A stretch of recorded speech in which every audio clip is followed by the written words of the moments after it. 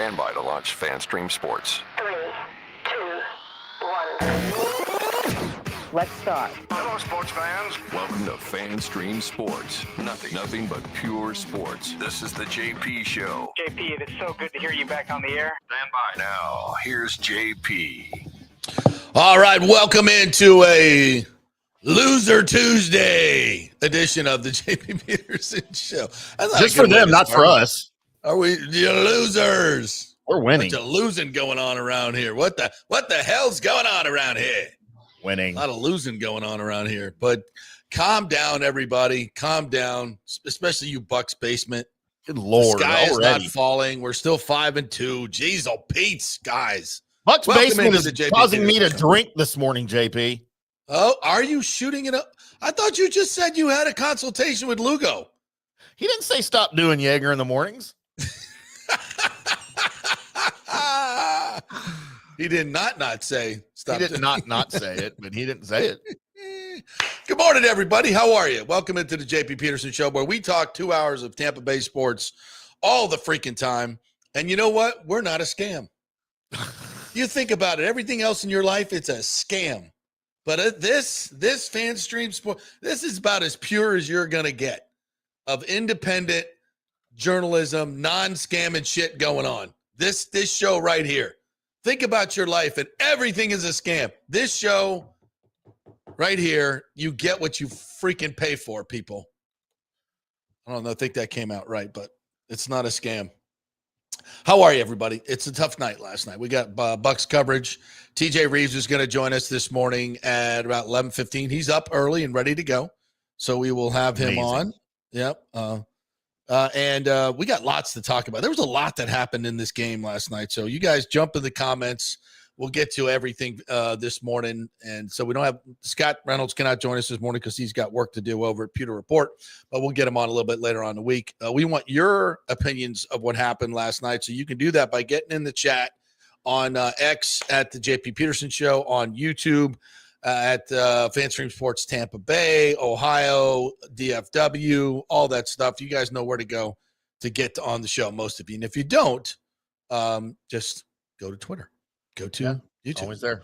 Where else can they comment? They have a text line. To text line 214-937-0569. You can get right in if you're listening live on the app. But if you're watching on one of the video streams, we would love for you to comment so we could read it here on the air and put it up on the screen for you. Absolutely. I think Thomas Casper just summed it all up. We can end the show here. Inaccurate passes. That is all. You're right.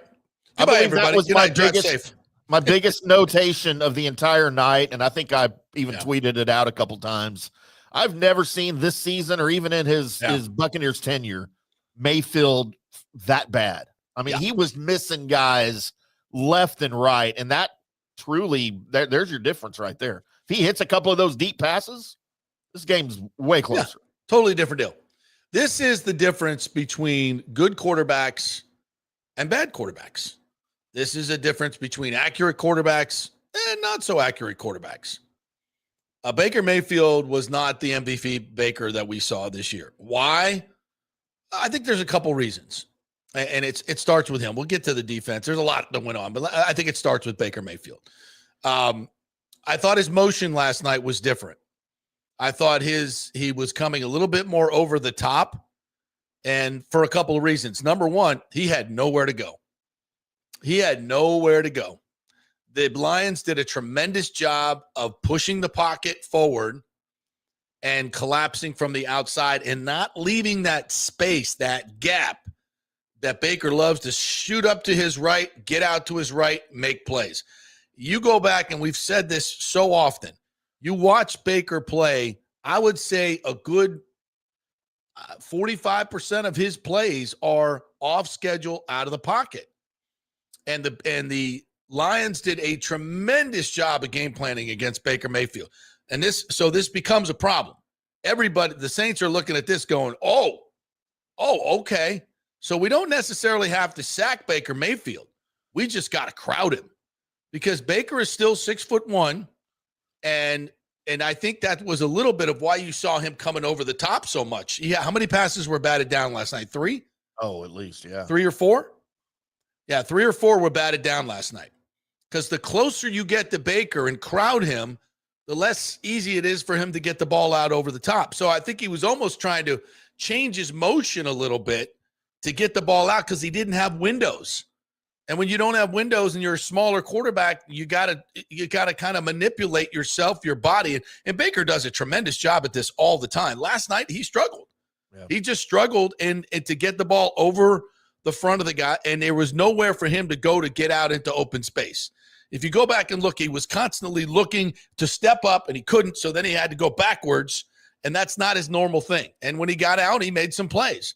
But making plays from the pocket last night was hard. And I credit Detroit, number one, for the pass rush. The pass rush was really, really good. Now, you could also say the offensive line did not hold up. And I thought the offensive line played a very poor game in pass protection last night. I thought Hutchinson and who's the big guy in the middle they got back last night? He was a menace. He was a menace. Yeah. He was abusing people up front. The offensive line just did not play well last night. They didn't open up holes in the run game, and they weren't good in pass protection. So, yes, Baker's balls were inaccurate. Did I say that right? Baker's balls?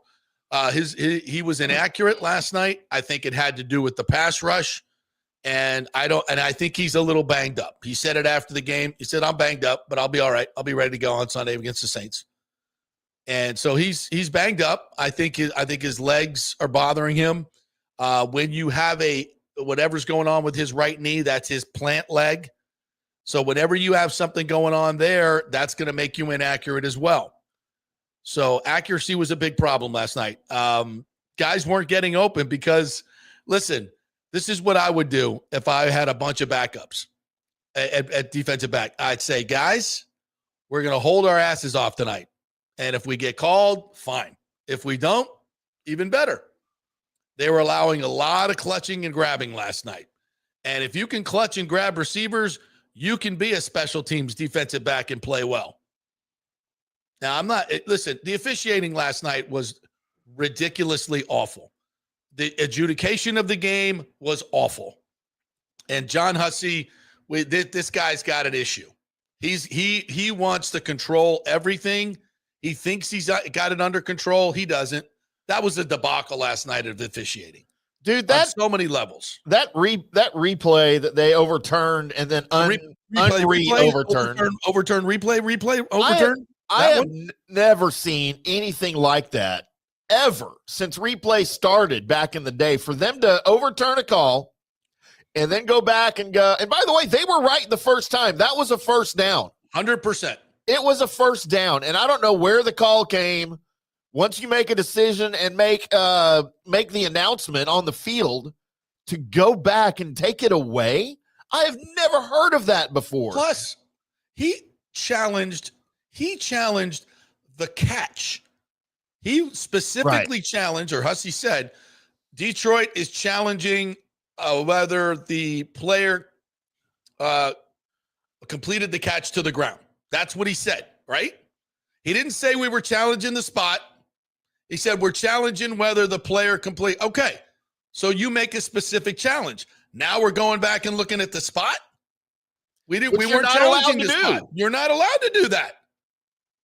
He made a specific challenge. Look, when he said the ball was fumbled, on fourth down, only the player that fumbled the ball can recover the ball moving forward, so we move it back to the spot of the ball, which is a first down. That's the correct call. Let's move on with the game. Now, if you want to challenge something, fine. What are you challenging? Oh, whether guess what? He completed the catch. Oh, but we've noticed during the completion of the catch that he may not have been across the marker. Well, did you notice the holding on the right side? Because we could have called that too. If we're going to go back and look at stuff now and everything is open, because we challenged this, but everything's open now? Okay, well, what about the holding on the right side over here? Unbelievable. What about the hit to the head of the quarterback on the follow-through? I mean, there's Pandora's box. We can look at a lot of different things. And here's the other part to that. He got the first down. What angle did you – we got a new angle. What angle is it?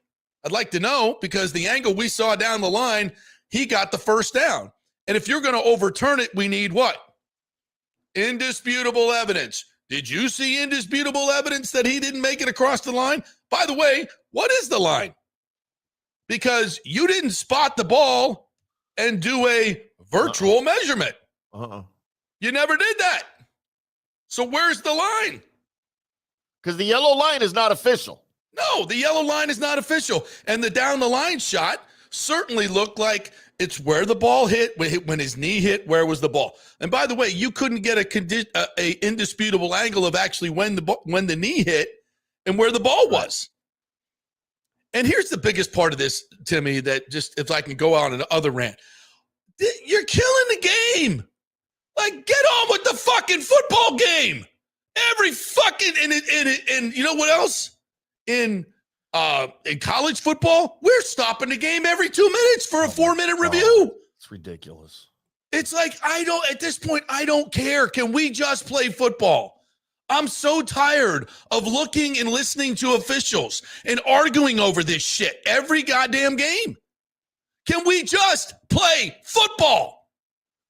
I mean, you and me are old enough to know, listen, and at this point, let's go back to missing calls. If you miss a call, I don't give a rat's ass. Because at this point, I'm so tired of officials and reviews and adjudication and this rule and that rule. We changed this rule, so now it's this and now it's that. And if it's a catch, I'm done. I'm done with all of it. Let's go back to 1975, and the guy makes the call. Let's play football. If you miss the call, who cares? Oh, well, his knee wasn't quite down, but we're talking about fractions here, man. Yeah. You know, and it's and you don't even know if you're getting it right. It's like, well, we do all this to make sure we get the call right. You're not getting it right. We're doing all this bullshit, and you're not getting it right. We were better just using the humans and moving on with the football game. And when a play happened, we celebrated. Now the play happens and we go, oh, well, I don't know. Was that blade of grass? Did that ball touch the blade of grass? Was his knee? Well, I don't know. I mean, his shirt is kind of hanging down, so it kind of hit the ground. Is it the shirt, or is it the wrist, or is it the forearm? I don't know. Was Bucky's wrist hit here, or was it the forearm? I don't know. Let's go into. Who cares? Let's get on with the game. The ball hit the ground. It caused the fumble. Let's move on. Buccaneers ball. Let's go. It's just it's absolutely for 90% of you guys probably listening, you don't remember football before replay. It was so glorious. It was great. It was glorious. We played the game. And we knew what a catch was.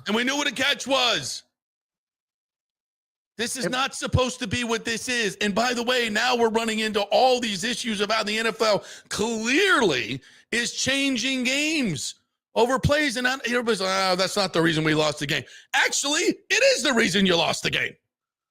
Because all these games come down to 4 or 5 plays, and if the refs are fucking up 5 of them, that's the reason you lost the game. I'm so tired of it. It's ridiculous. It's like I'm watching a football game, and I got to have 3 attorneys next to me to figure out what's going on. I mean, it's just ridiculous. All right, rant concluded, but I'm over it. I'm over it, and I'm ready to go back to just letting them make the calls and getting rid of replay because it's killing the game. It's killing the flow of the game. It kills the credibility of the game. The players don't know what's going on. The refs, and nobody knows what's going on. Nobody knows. I mean, with the fact that we have to come back game after game after game and argue about this shit instead of football should tell the NFL. And you know what? The NFL doesn't care because you know what? We keep watching. The numbers are off the freaking charts. We just keep watching. So, all right, let's get back to the game. Sorry. Not sorry. Oh, don't apologize. So, that might go viral. Yeah, Baker was inaccurate. And there were reasons for that. And now you ask yourself, well, does this carry over? Are the Saints going to do the mush rush and try to? Yes, they are. 100%. Everybody's going to do it. And now the book on Baker is keep him in the pocket, hem him in, make him beat you from the pocket. So 2 things have to happen. Number 1, you got to be more stout up front. You cannot allow that much penetration because Baker, in order to be accurate, much like Tom Brady, has to be able to step into his throws. He's not an Aaron Rodgers where he can flick the wrist off the back foot, or a Mahomes who's very good at that as well. He's not, I don't think he's big enough. That's not him. He can do it. Now, don't get me wrong. He can sidearm it. He can come from a lot of different angles, but to make a throw, a 25-yard, the ones he's so good at, into the honey holes on the cover two, the deep ends, the deep outs that he's so good at, he's got to have a ability to step into the throw, clear the hips, and have a full yard and a half to get the ball off. And when he doesn't have that, he's going to be inaccurate. So that's number one. The offensive line has got to be better. Number two, guys weren't getting open. That is a product of Mike Evans not being in the game. That is a product of this is why these receivers are paid so much. Well, Mike wasn't getting open when he was on the field. He had 4 targets before he left the game and 0 catches. And he was thrown. Baker threw at him when he was heavy in coverage. Yeah. So, well, they were bad throws, number one. There wasn't a whole lot of separation, but Mike doesn't get a whole lot of separation. He doesn't need it usually. He doesn't need it because of his catch radius. So those are usually completed passes, and Baker's on the money. If 4 targets, I'd say 3 of them should have been completed.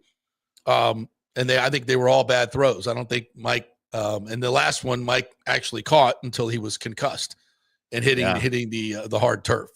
So, yeah. Those of you in the comments, that was not a legal catch, by the way. Yes, he caught it until he hit the ground and was concussed, and then obviously you could see him go limp.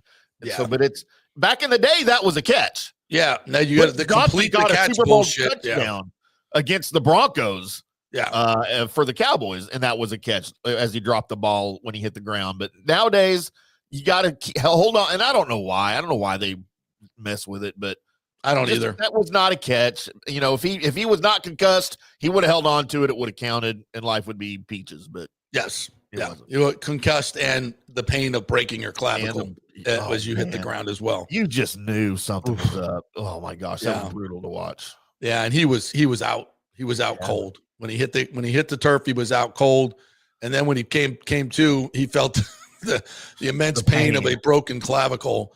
And we don't know how long he's going to be out. Broken bones are 6 to 8 weeks. Could he come back late in the season? Yeah, maybe. That's a maybe, but it depends on the severity. Todd Bowles said likely towards the end of the season, and that was the most details we got. And you know what? We got, I don't even know that, man. A collarbone. Oh, God. And the concussion. I don't know, man. Well, the concussion will, it's 6 to 8 weeks. A lot can change. Yeah. So I kind of look at it as, at least he'll come back and have healthy hamstrings. And listen, this is one loss, and you get a loss, and everybody's like, "Oh, the sky's falling. This is our four game losing streak coming to here it comes." And we'll talk about that. They got to avoid that, no question about it. The Saints this week in New Orleans. That is by no means a gimme, not even close. That's going to be a dogfight. Trust me on that one. We all know that if you're a Bucs fan. So yeah, there's stuff to worry about, but we got to right the ship, and you got to look at the things that happened in this game that other teams are going to do, and how are you going to combat that? You got to be more stout up front, number one, and guys got to get open. I thought Josh Grizzard, as a play caller last night, probably learned a few lessons.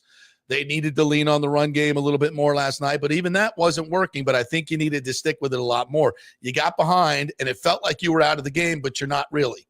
The Lions and the Bucs defense came up with turnovers, got the sack fumble, got the interception, forced a missed field goal, I guess we could say, got a 4th down stop. So those are all good things defensively, kept you in the ball game. You were outgained 200 yards in the first half, but you were still in the ball game. Even in halftime at 14-3, you don't need to abandon the run. And I thought Josh abandoned the run a little bit too quickly. JP, they registered 12 rushing plays in the whole game. Yeah, you can't do that. 12. And I know you're behind, but you got a whole half to catch up, and you're getting the ball at 14-3 coming out of the half. That is no reason to panic and give up on the run game. And especially when you saw that pass rush was ferocious and Baker was not comfortable. You've got to lean on the run game there. And maybe you go jumbo and you start pushing them around. That's what I would have done. And I think Josh, if he looks back on it, is going to say, yeah, we probably should have done that because we were not winning this game dropping back that many times. You had to force the run. And sometimes you could do that with numbers. And it's not like Detroit is the best run defense in the world. If you just leaned on them, maybe you get something going there. You slow down the game a little bit. You drive the field, and you get back in the game. So that's not a given. That's not a given at all because that was a great atmosphere last night. Detroit's a really, really good football team, and their defense was playing their ass off. I'm not saying that would have worked, but I think as he goes back and looks at it, maybe that's something that might be an adjustment that he would make because you weren't going to throw the ball last night to any great degree. Not with that, without allowing the clutching and grabbing, the relentless pass rush. Yeah. When you carry the ball 12 times and you force Baker to throw 50 times, that is way too much pressure on him and your offensive line in pass blocking. That's especially when you saw that it was failing. And look, I know you said early on they've now there's a blueprint on how to rattle Baker, on how to crowd him in the pocket, to maybe rattle him. I while that might be true, I don't know that any other teams got the personnel to do what Detroit did last night. That's true. Detroit. I certainly don't think the Saints have the personnel to do what Detroit did to this offensive line. And of course it's a division game. They're the Saints. I get it. Anything can happen, but I don't care how much the Saints try to match that blueprint from last night. They don't have the people to do it. And I don't know that anybody else absolutely does. True. Hutchinson in that group and the linebackers really, really good. Really, really good. And that front seven is really good. And they executed what they needed to do. So in terms of containing Baker. So I think you're absolutely right. But these are the adjustments that you are going to have to make as the season goes along. And Josh Grizzard is a neophyte play caller. He's done really, really well. I don't care what but these are just lessons that he's just got to learn. Thank you. Good one. Yeah. So listen, no, this is not like, oh, now there's a blueprint out there. No, the Bucs now adjust, and they have the talent and the ability to do so, and the coaching staff. So yeah, we adjust. Okay. Second thing, Jahmyr Gibbs, 218 total yards from scrimmage. It's just in 15 years, we've only had one other player go for 200 plus on Monday Night Football and 2 tutties. Seems like he was a problem. Now, Elijah Roberts by the way, Penei Sewell was allowed to hold all night long. He was on some type of referee exemption, I believe. Yeah. He could hold and club people in the back of the head as he did to Hassan Reddick, and there was not going to be nothing called. I know, Jesus Christ. On the long run for Gibbs, he absolutely holds Elijah Roberts in the hole, 100%. And it's easy to see how you don't get the call there, and that's a touchdown. That's a 78-yard touchdown. If Elijah Roberts is not held there, he either makes the play or knocks him into somebody else, and it's a 5-yard gain. Him down. Yeah, something. I mean, now, listen, Servassier Dennis is an issue, and Levante David is an issue. They need a linebacker. They need a linebacker bad. They need an inside linebacker bad. They are not equipped right now. Levante's, I'm not saying he's playing terrible because he's not playing terrible, but he's getting no help from Servassier, who I thought he had a good game last week. He was on the come. This was a disaster. And, great game plan, by the way. The Lions had that when you blitzed, they had the little Sewell would get out in front. They'd come in and hit the linebacker, crack the linebacker so you can't get out to Jahmyr Gibbs. And with Gibbs' speed, just like Bijan Robinson, very similar plays that we've seen, right? He's going to take it to the house. And we talked all week about tackling in open field. They did not tackle well in the open field. We talked all last week about that, and they did not do it. And Jahmyr Gibbs went wild. And it exposes how bad the Bucs linebacker play is right now. And if Jason Light's going to make a move, 2 things.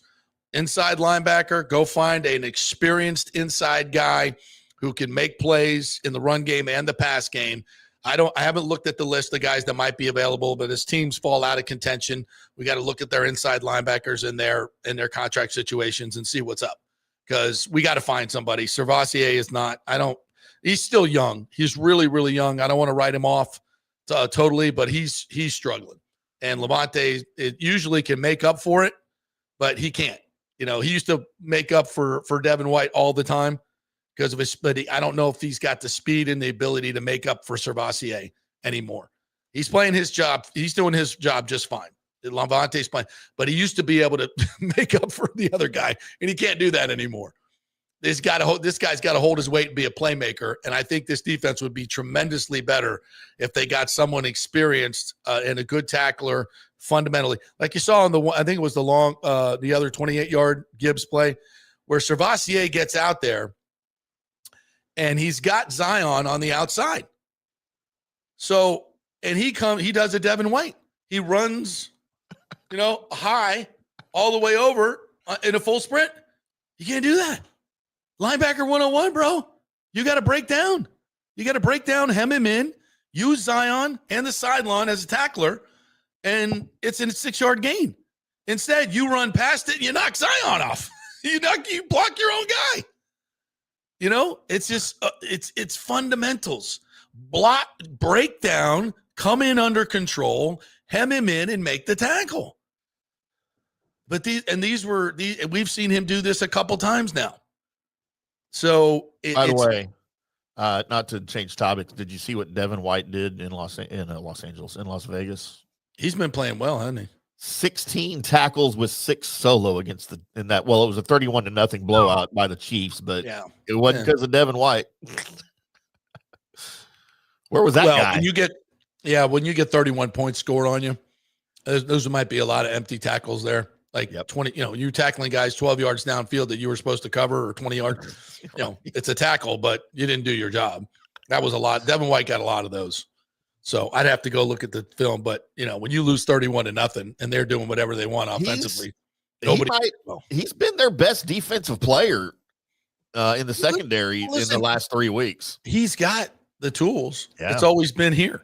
Pete Carroll's getting something out of him that he left behind in Tampa. That's for sure. Yeah, what? Good kudos to him. He maybe he finally grew up and realized, maybe I should start playing team ball and not playing hero ball. Hopefully so. But enough of him. So, apologies. We got a lot of comments to get to. You guys have great questions and comments, and we're going to hit a break and come back and hit all of these. And we got Todd Bowles audio from this morning even. Yeah, he's already up this morning doing media. Good media this morning. Yeah, we got it. Yeah, so, and he gave no update on Reddick, said he's got MRI on his ankle and his knee. So, but I mentioned we go get a linebacker. We could probably use a pass rusher too. Yeah. I don't know who's going to get Trey Hendrickson, and he's beat up anyway. And I'm not signing him to a long-term deal, but if I can rent him for the rest of the season and the cost is not prohibitive, I'd look into that. I'll give you an alternative on the other side. Okay. Yeah, there's got to be some players out there. I think with this team where you're at right now, and as well as you've drafted, you've got some opportunities here to give away some draft picks and get some good players that can help you down the stretch, because you know what your deficiencies are right now, especially on defense. Offense, I think you're fine. I don't think you need anybody on offense. You got guys coming back. Godwin's coming back. J-Mac's coming back. Abuka will be better. Mike may come back later. I think you're fine on offense, but defensively, you need a linebacker, an inside linebacker, and a pass rusher. So we'll talk about that. All right, much more to get to here, including all of your comments. There's a lot more calls that we need to get to as well that were stupid last night. And we're going to get to the rest of the NFL. We got FSU stuff. I got some nuggets there. What's going on in Florida. USF is killing it. So we're going to get to all that as we go through the show. Thank you guys for jumping in. We appreciate it. Jeeves Law Group is where you go if you get involved in an accident. JEEVESLawgroup.com. They're local, trusted, and they get results. So do not go with some big law firm that doesn't know the legal landscape here locally, the judges, all that stuff. You got to go with the local folks. Jeeves Law Group, JEEVESLawgroup.com, 9-30 spokesman, offices Tampa and St. Pete. And Genesis of Tampa, they're going to make your payments until 2026 if you buy a new car right now at Genesis of Tampa. How about that? No payments in October, November, or December. You can use that for Christmas money. Boom. Just did all your Christmas shopping and found the money for you. Go get a new car. Go get a new car. You're starting early. Genesis of Tampa. Tell them JP sent you over there. They're of 275 and Bears. Unbelievable cars, by the way. The best value on the market, in my opinion. Genesis of Tampa. All right, back in 3 with your comments. Stay with us. Experience the art of driving at Genesis of Tampa, where luxury meets innovation and every detail is crafted for you. From the bold G70 to the refined GV80, Genesis delivers power, elegance, and technology years ahead of its time. Book service online, and our Genesis Experience advisors will pick you up and drop off your vehicle. If available, you can enjoy a courtesy car while yours gets a complimentary interior vacuum plus a generous offer for your trade. Every new Genesis comes with the Miracle Advantage Plan, 10 years or 250,000 miles of powertrain warranty and 4 years of complimentary maintenance.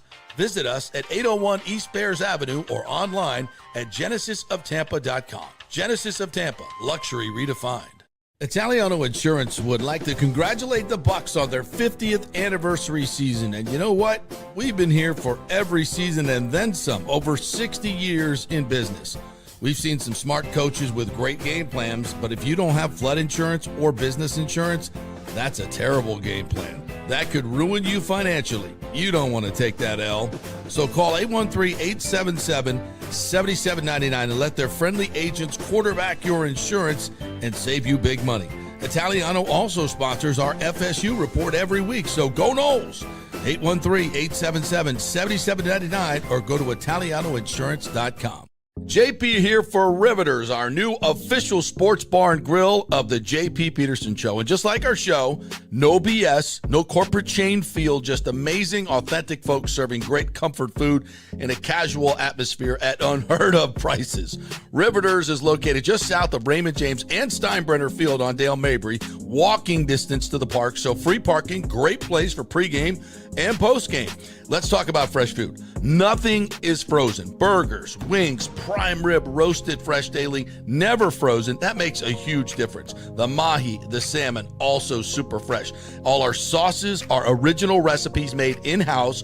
Our Warhawk chili and fully loaded potato soup is made fresh in-house. It's the best food anywhere, served by people who actually care. Riveters on Dale Mabry, just north of 275, just south of where the Bucs and Rays play. We'll see you there.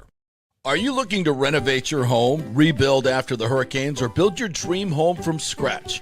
Well, let me tell you about my friend Jason Fawcett and On-Site Construction. They have over 1,450 satisfied clients, 25 years of experience, over 500 designs, and a talented team of over 40 construction professionals. They believe building something exceptional begins by truly focusing on all the details, even the smallest ones. We understand that construction can be a daunting process, and we're here to make it as smooth and stress-free as possible. Quality is non-negotiable at On-Site Construction. We use the finest materials, employ the most skilled tradespeople, and adhere to the highest industry standards to deliver a product we're proud of and that you're going to love. Our project management is meticulous with a focus on completing projects on time and on budget. Your happiness is our primary driver. So give us a call at 813-579-5789 or check out our incredible website at onsiteconstructionfl.com. Are you having legal issues with a business partner or other legal business issues? The attorneys at Walters, Levine, and DeGrave can help. Call 800-616-0384 for a free consultation. At Walters, Levine, and DeGrave, we've redefined what a law firm can be with top-tier attorneys, personal service, and 26 years of success. From business law to civil litigation, we deliver smart, client-focused solutions. Walters, Levine, and DeGrave recently won a $6.4 million jury verdict from a large real estate developer, and they can win for you too. Walters, Levine, and DeGrave. Let's solve it together. Not attorney spokesman. For a free consultation, call 800-616-0384 or go to walterslevine.com. Offices Tampa, Sarasota. Let's go. Right now, back to the show on FanStream Sports. All right, welcome back to the JP Peterson Show, brought to you by the great folks at Riveters. They were packed last night. Baseball was on, football was on. Oh, yeah, they were packed last night. And, of course, for good reason. They have the best food, the best drinks, best happy hour, best staff, best all that. Best all that. What the hell is that? It's my new look. Your new look. You look great. You like, I like that. You don't like my co-host today? You shaved the beard. Yeah, go to Riveters for all your watching needs. World Series is starting this week as Toronto wins a big one last night on Friday. We'll be starting in the Rogers Center last night. Boy, that place was jumping. Have you ever been there? You've been there, haven't you? Dome? I have not. I've been outside of it. Place. I've been up in the Needle. Yeah. But I've never actually been in Rogers Center. Dude, it's a great Now, that may or may not have been me in the hotel overlooking, having my way. If you know, you know. If you know, you know. That may have been me. There's rumors out there, but. So you have been there. Riveters, place to go. Always the place, official sports bar of the Tampa Gator Club as well. So if you want to watch your new coach this week, it's Riveters. I don't even, who is the interim coach? The Gators? Yeah. I assumed it was you. I should know that. I assumed it was me. Well, you probably call Billy Gonzalez. Billy Gonzalez? Speedy Gonzalez. Gonzalez? Yeah. And by the way, a lot of thoughts on the FSU stuff. We're going to get to that in a little bit. But let's get to these wonderful commenters, including Bucs Baseman, who was up early ripping Todd Bowles. Yeah, shocking development. Bucs Baseman says, I was beyond disgusted by the refs in that game. You could tell that they were trying to make up for the Lions for what happened in the Chiefs game because they completely hosed the Bucs. You know what? That's where we are. That's where we are now. You know, we're literally like, oh, we feel bad for the Lions. After the Chiefs, like, there's literally a research paper now out done by, was it UTEP, I believe? UTEP, where they went and categorically showed where they got the calls. And the NFL really, really, really, and I know they're going to blow it under the rug, shove it under the rug because, they have their media partners now in ESPN. They're not going to talk about it. The only place you're really going to hear this is on independent media and shows like that. I did hear Carton last week did a big rant on officiating. I think it's going to start bubbling up, but it's going to get squashed because the most major media outlets are not going to talk about it for obvious reasons. It's too much money involved. Bucs Basement says, also, Light has got to do something at the trade deadline. The pass rush was awful, and something has to be done with Charlie Heck because holy heck, he's freaking terrible. Yeah. I think maybe you go to Chacomwa. I don't know. I know he's young and he's raw, but he's talented, and Charlie Heck is not. So, but listen, I trust Carberry and Pigucci to know what's best for them on the offensive line. I'm not going to second guess those guys. They freaking know a hell of a lot more than we do. Yeah. And yeah. You were going to say something, Tim. I'm sorry before I cut you off. I just want to let me go on record with all of this referees favor one team nonsense that I keep hearing from everywhere. I don't believe any of it. Do I think there's an issue with the referees? Yes. Do I think they're inconsistent and they miss important calls? Yes. Do I think that at any point they favor one team over any other team in the league? Absolutely not. I think that's a narrative that's been started by the media that technically you can make stats say anything that you want him to say, JP. You know that. I know that. Yeah. I don't believe any of that crap. Now, are there questionable situations? Yes. I don't think there's a goal to go out and make the Chiefs win or any other team. I think the bigger possibility and probability is that the league hates certain teams for various reasons and will skew calls against them more than what they would go favor another team. I've never bought into that. I don't agree with it. I think it's silly. That's just my personal standing. I just don't buy into it. I've been covering this league way too long to believe that something like that would happen. And I know that if it was going to happen, it's more probable now because of the betting angles and the league's, partnership with betting and out there. That's new. ESPN. That's new. That's new. I get it. But I don't know. I just have a hard time buying into that personally. I mean, I love talking about it, but I don't know that I buy the conspiracy theories will point to a lot of different things. And one of the things, and a lot of these conspiracy theories that have proven to be true,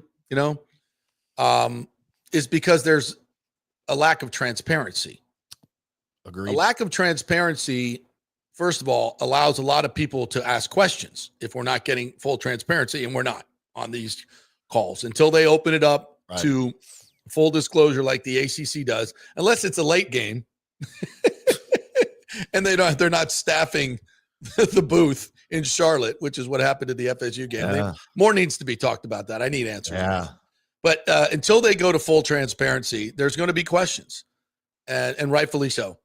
So that's number one. You want to get rid of the conspiracy theorists, be more transparent in what you're doing, which the NFL could clearly do, but they choose not to. Now, as far as teams go, here's what I know. Here's what I know about life at 62 years old. I know that people will do anything for money, and they'll do a lot of crazy stuff for lots of money. Following the money has always been a gold standard for me when trying to figure out what the hell's going on. Right.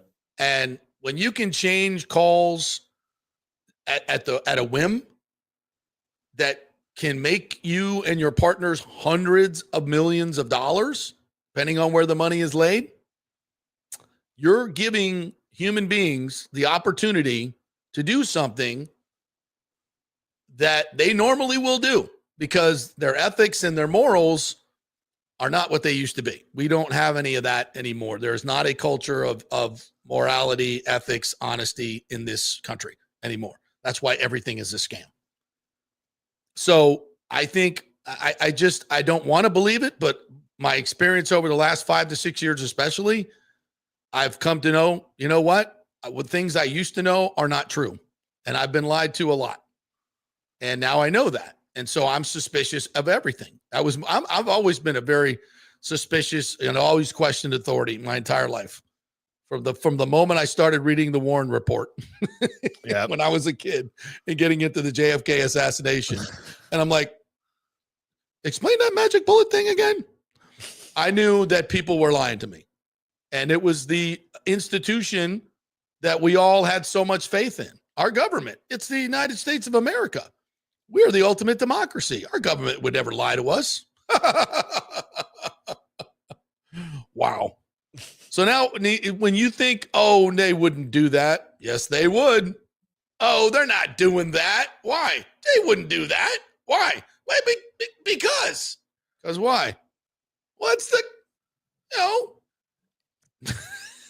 exactly. They're doing it. Yes. So if that's what you got, they wouldn't do that. If that's your comeback and your rationale for it not happening, you better check yourself because they are 95% of the time. They are that default mechanism. I'm just telling you, Uncle JP here, should not be a default mechanism anymore. Follow the money. And I think there's real issues here. I think there's real issues here with gambling and maybe even narrative making in the NFL because the ratings, propping up certain teams and pushing other teams down makes better ratings and makes more money for the NFL. At some point, you'd say, why wouldn't you do it? If you can. Yeah. All right, back to comments here. Christopher Cole said the loss is one thing, but to lose Evans, awful. Refs were terrible. Yeah, listen, Mike, we've won games without him, finally, but we usually don't win games without Mike Evans. This team has got to find a way to consistently win games without Mike Evans.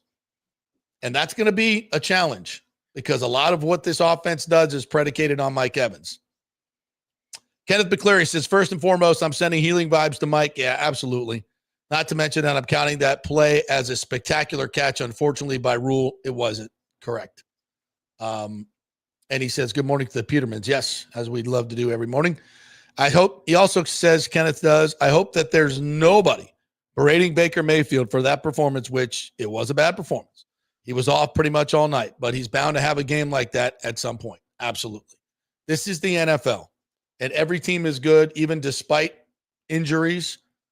And I detailed why the Lions were effective on defense last night, and tip your cap to them. It was well done. But it doesn't mean the Bucs suck. So Kenneth also says, as for Tez Johnson, he showed that he's a rookie, but he also showed that he's going to be a hell of a weapon as he learns his way through the NFL. Yeah, I think there were a couple instances where Tez was running the wrong routes, and I think we've seen that a couple times this year. But, man, with the ball in his hands, holy shit. Yeah, and he'll work through those rookie issues. Yeah.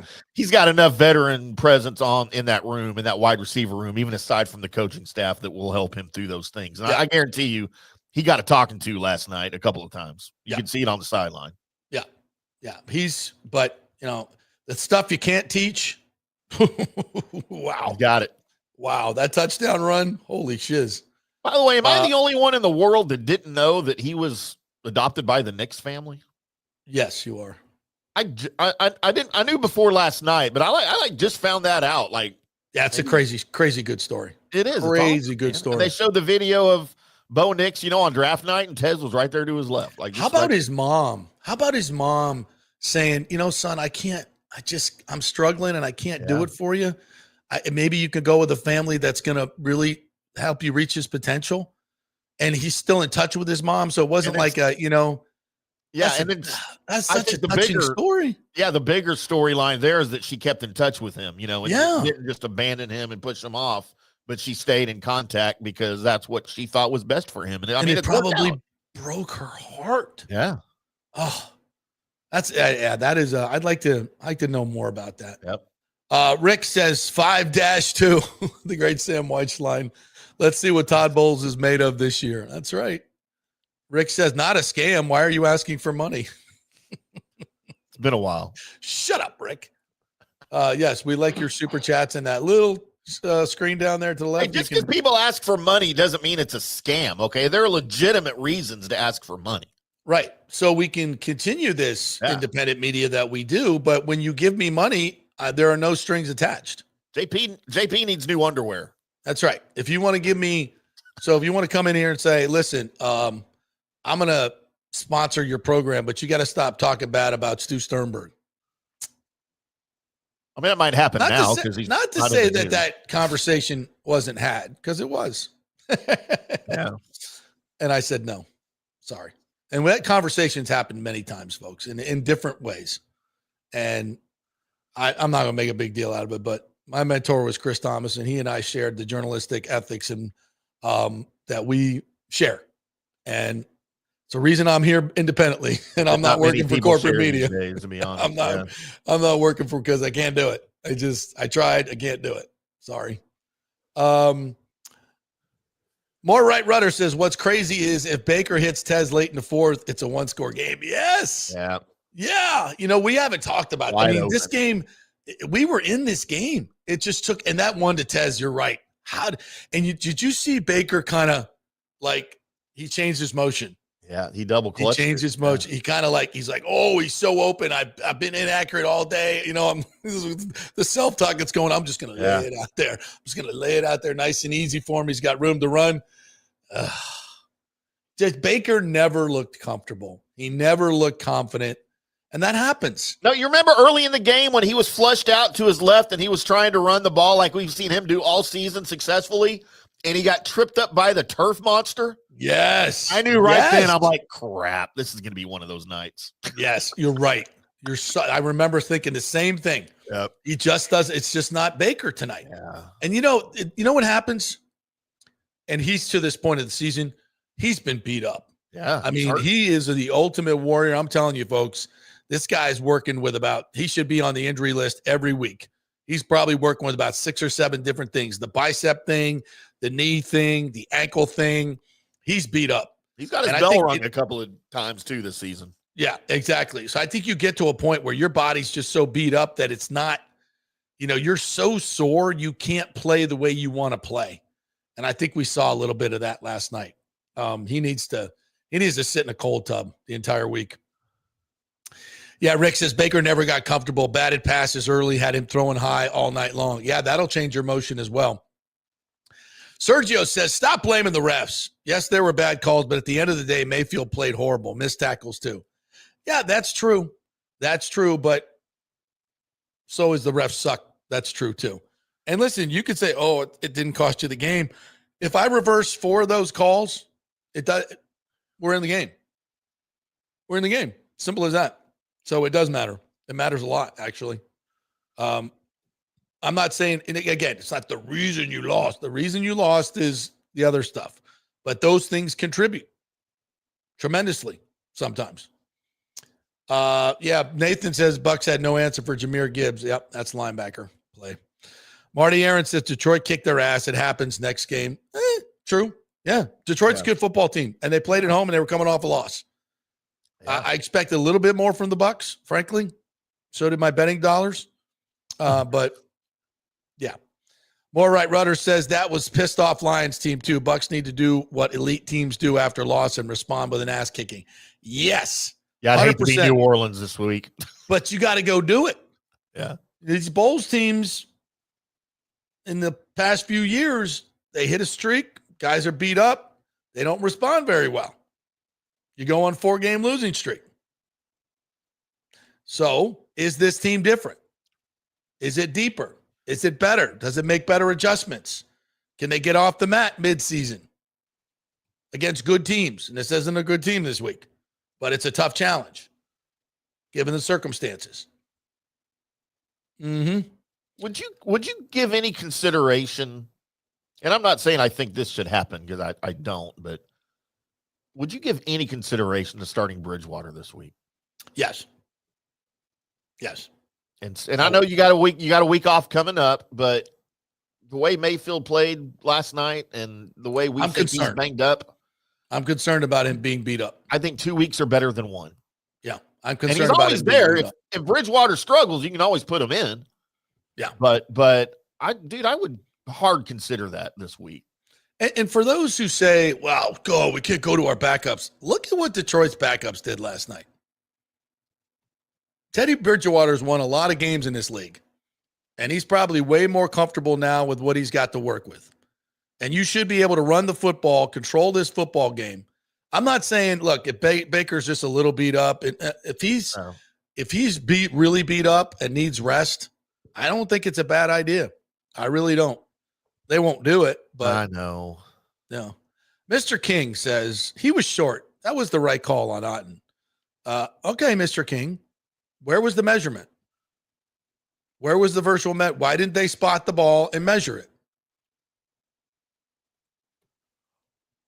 I didn't see anything that was convincing that he didn't get it. You're supposed to have indisputable evidence. Because they called him on the field that he got it. That's right. And I thought he got it by a bunch. But then you got to match up where the knee hits and all that bullshit. And it's just there's no way you cannot make the case that it was overwhelming evidence that he didn't make it. That they overturned their own call. Yeah. I don't get it. Yeah. Casper said Todd Bowles saying in his press conference that it was explained to him and he understood it is unacceptable. Yes. Listen, you're right, but what's he supposed to do? Rant and rave, get fined, doesn't do any good. Calls made. Todd's not that guy. No. I mean, sometimes we want him to be, but what difference does it make? He's probably doing that privately, but he's not. Oh, I know he is. Oh, dude, he's fuming privately. He is fuming privately. But the NFL is and this is another thing about it. The NFL is very, very touchy about you talking about the officiating, the players and the coaches. Yeah, look at Dre Greenlaw. Yeah, they're very, very touchy about that. No matter how much they fuck up, you can't say a word because you're getting paid. By the way, does that sound like transparency to you? Listen, I know we don't need players and coaches going off all the time like they want to. Like Baker said after the game, he said, look, I put a lot of work into this. And when guys are screwing, I'm paraphrasing, but when guys are screwing up, I'm going to say something about it to his face. He said in the moment, John Hussey, I'm sure, is doing the best job he can, but they missed the third down holding call. Missed a lot of them, actually. Yeah. And the Bucs were bad on third down, but nobody's getting open. I'm going to go look at all 22, but from what I saw last night in my quick review, there was a lot of clutching and grabbing going on. 4 of 16 on third down, JP. Yeah. Yeah, and they had a lot of 3rd and 6 or less. I think they were 3rd and 10 on 3rd and 6 or less, which is really bad. I mean, here's the problem. They held Detroit to 3 of 13. They just didn't have a lot of opportunities, I don't think, in Detroit. But this call, Nathan Stout said Jamal Dean call for illegal contact was BS call. Would have been 4th down instead of the very next play is over half his rushing yards for 7. Yeah. We say, oh, those calls don't matter. That one, it's huge call. Huge call. Leads to a touchdown. Game changer. Yeah, game changer. Yeah, game changer. They add up.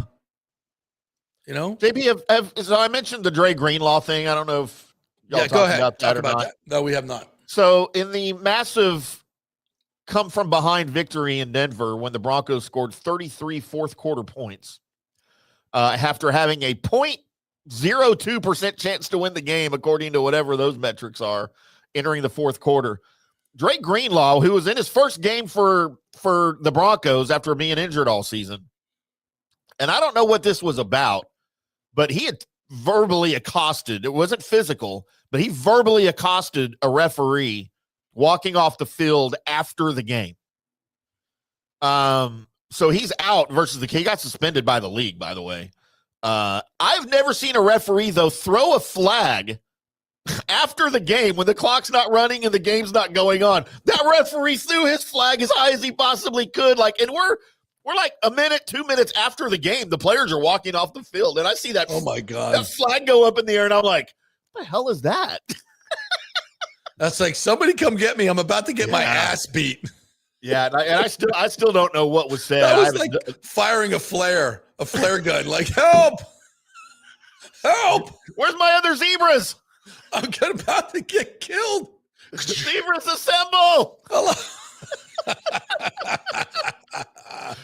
That's crazy, though, man. Yeah. Oh my God. Never seen a ref do that after the whistle, after the game. Just see a random flag fly up in the air. John Browning says Bucs won't do shit with D. History tells us they won't. You're right, John. But I think your principles are good. Hold on to your draft picks, so especially when you're good at drafting. Do you want my Trey Hendrickson alternative move? Because as I've mentioned before, I'm not big on Trey Hendrickson because he is really banged up and he's dealing with a back. And if you need a guy for right now, which the Bucs do, I don't know that he's your guy. But there's another guy who's probably going to be dealt named Max Crosby.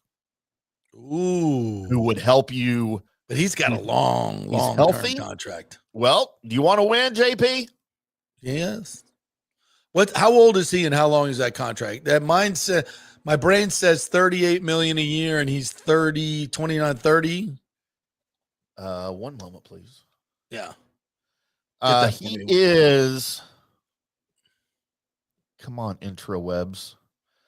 He is 28 years old. Okay. Just turned 28, by the way. Just turned 20. Okay. Just turned 28. He's a month into his 28-year-old year. Right. Making 35 a year. So he'll make. That's close.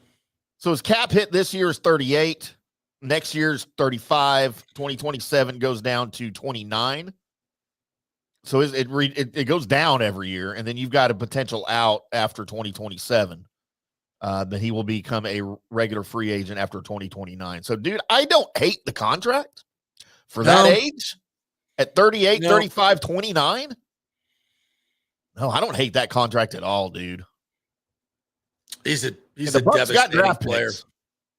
Here are your Bucs draft picks for 2026. They've got obviously number 31 in the first, which you'd have to give up probably. In the second round, number 63. In the third round, you've got number 95. Projected, obviously. They're projected to have the 31st pick. Yeah. They're going to the Super Bowl. Okay. Apparently, yeah, I know. That's clearly. Well, it's going to be. It's going to be. You own all of your picks for 2026. And it's going to be in the 20s at the very least. They're not getting any higher than that. No. So next year's first round pick, if you could get one of the most dominating pass rushers in the league with your first round pick, you would sign up for that. You would sign up for that tomorrow. You've got him locked down for at least 3 years. Now, the rookie contract obviously would be a lot cheaper than what you're going to pay this guy, but are you going to get it's a glaring. We know by now Yaya is not a one, and Hassan Reddick ain't what I thought. I missed on that one. I completely whiffed on that one. I thought he was going to be a game changer. He's not. So yeah. You got the cap room. That's not a draft capital. It's not a bad. It is a glaring, gaping hole. There's no question about it. Those guys change games. Aiden Hutchinson changed the game last night. He may not have had great numbers, but he changed the game. He was around Baker all night long. He did not allow Baker to get comfortable, and that was the main. That's number one on my topic list today. Number one, Baker was harassed. He was off. Why? And that's Aiden Hutchinson. Not to mention the fact that you got to chip. Yeah, they had to chip him all night long. You taking it back and a tight end out of the pattern. These guys wreck games. They change game plans, and we don't have that guy. Yeah. And when we've won Super Bowls, we've had that guy. Simeon, JPP, that guy, man. Max Crosby's that guy. Yep. Yeah, I would do it. I do. I think you're spot on. I would much rather have him than Trey Hendrickson.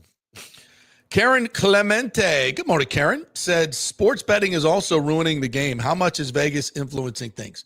This is a new world we live in, guys. Valid question. It's a new world we live in. And the numbers are the numbers. Okay, so when you go into a Sunday, the NFL conceivably has all the numbers at all the sports books where all the money is placed. You could do a spreadsheet and hit a number and say, if the games go this way, this is how much our partners in Vegas and DraftKings and all these other partners make. If this game goes that way, this is where it goes. And we're talking hundreds of millions of dollars. I mean, this is all conceivable. Now you say, well, JP, if anybody ever found out about this large conspiracy, then the NFL would cease to exist. This is a $15 billion operation. Why would you risk so much of it? I know this, that when you have the media as your partners, those stories don't get out. This is your politics, folks. This is what's been going on in Washington for decades. When you control the media and you control the message, you can do whatever the F you want. And right now, we don't have a fourth estate. We don't have a media that is investigating anything. And even when they do it, people don't believe it. People still think there's no UFOs.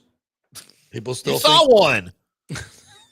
we never Harvey Oswald was the only one who killed JFK. Oh, Lord. I still think UFOs killed JFK.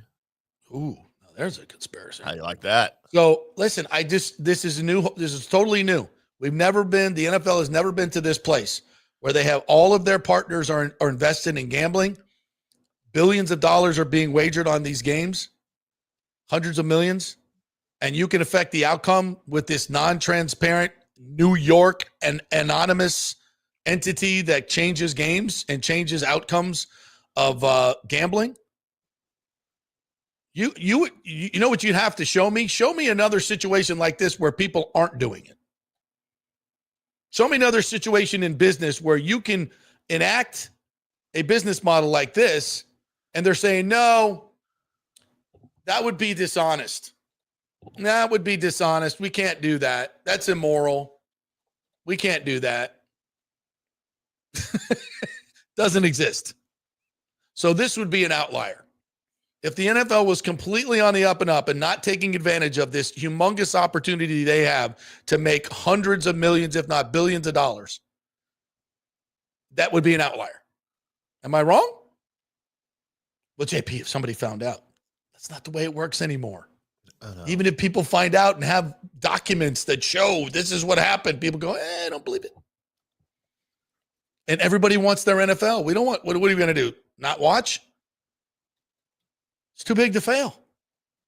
What are you not going to watch? UFL. we all become St. Louis Battlehawks fans. Yeah, right. We're the league with integrity. Yeah, who cares? It's slow and ugly. and it's not football season. I don't know what to tell you. I disagree with all of that you just said. know you. That's a story for another day. Kind of. Rick says, JP, you don't need an attorney to figure out the refs, just a Vegas bookie. There's a lot of truth in that, my friend. More like Reddit says, Joel, I disagree with the weapons they have. Giving them the ball at the 50 twice, holding them to 24 points is a win. Yeah, defensively, we haven't really talked about this a whole lot. But what did you think of the game? That they got turnovers, they got some stops. My problem is this. It's kind of like FSU Miami. When you're so in control of a game, I just don't think I think the Lions are smart enough Goff is smart enough not to take risks when he doesn't have to. That's how you win football games. You minimize your risk until you're threatened. And I think if the Bucs got within one score, the Lions would have just gone right down the field. And if they really had to. Am I wrong on that? If you never get within 2 scores, you're not really threatening the other team, right? It's true.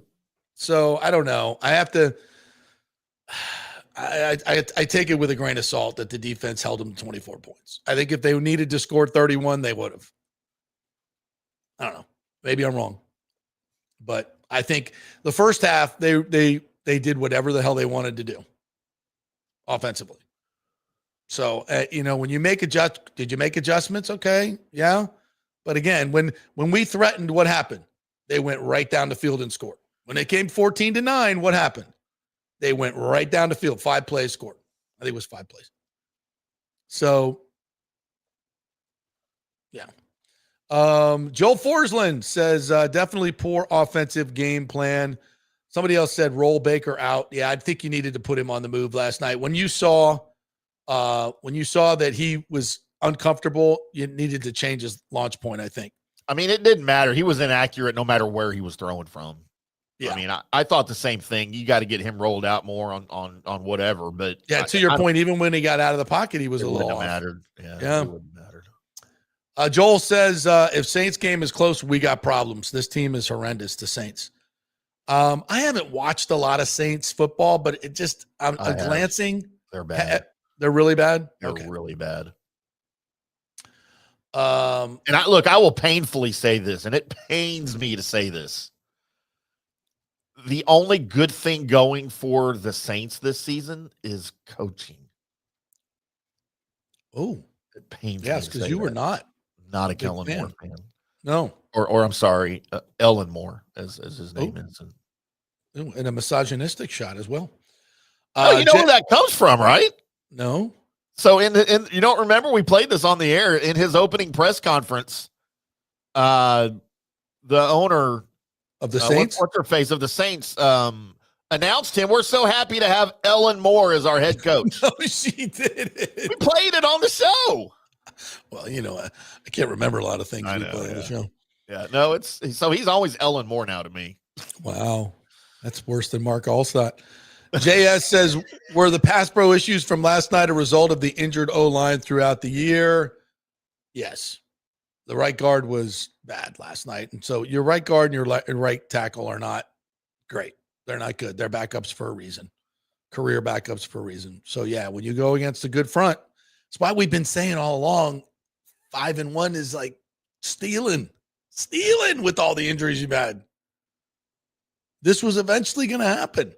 Eventually, Baker was going to look mortal because of the offensive line. Eventually.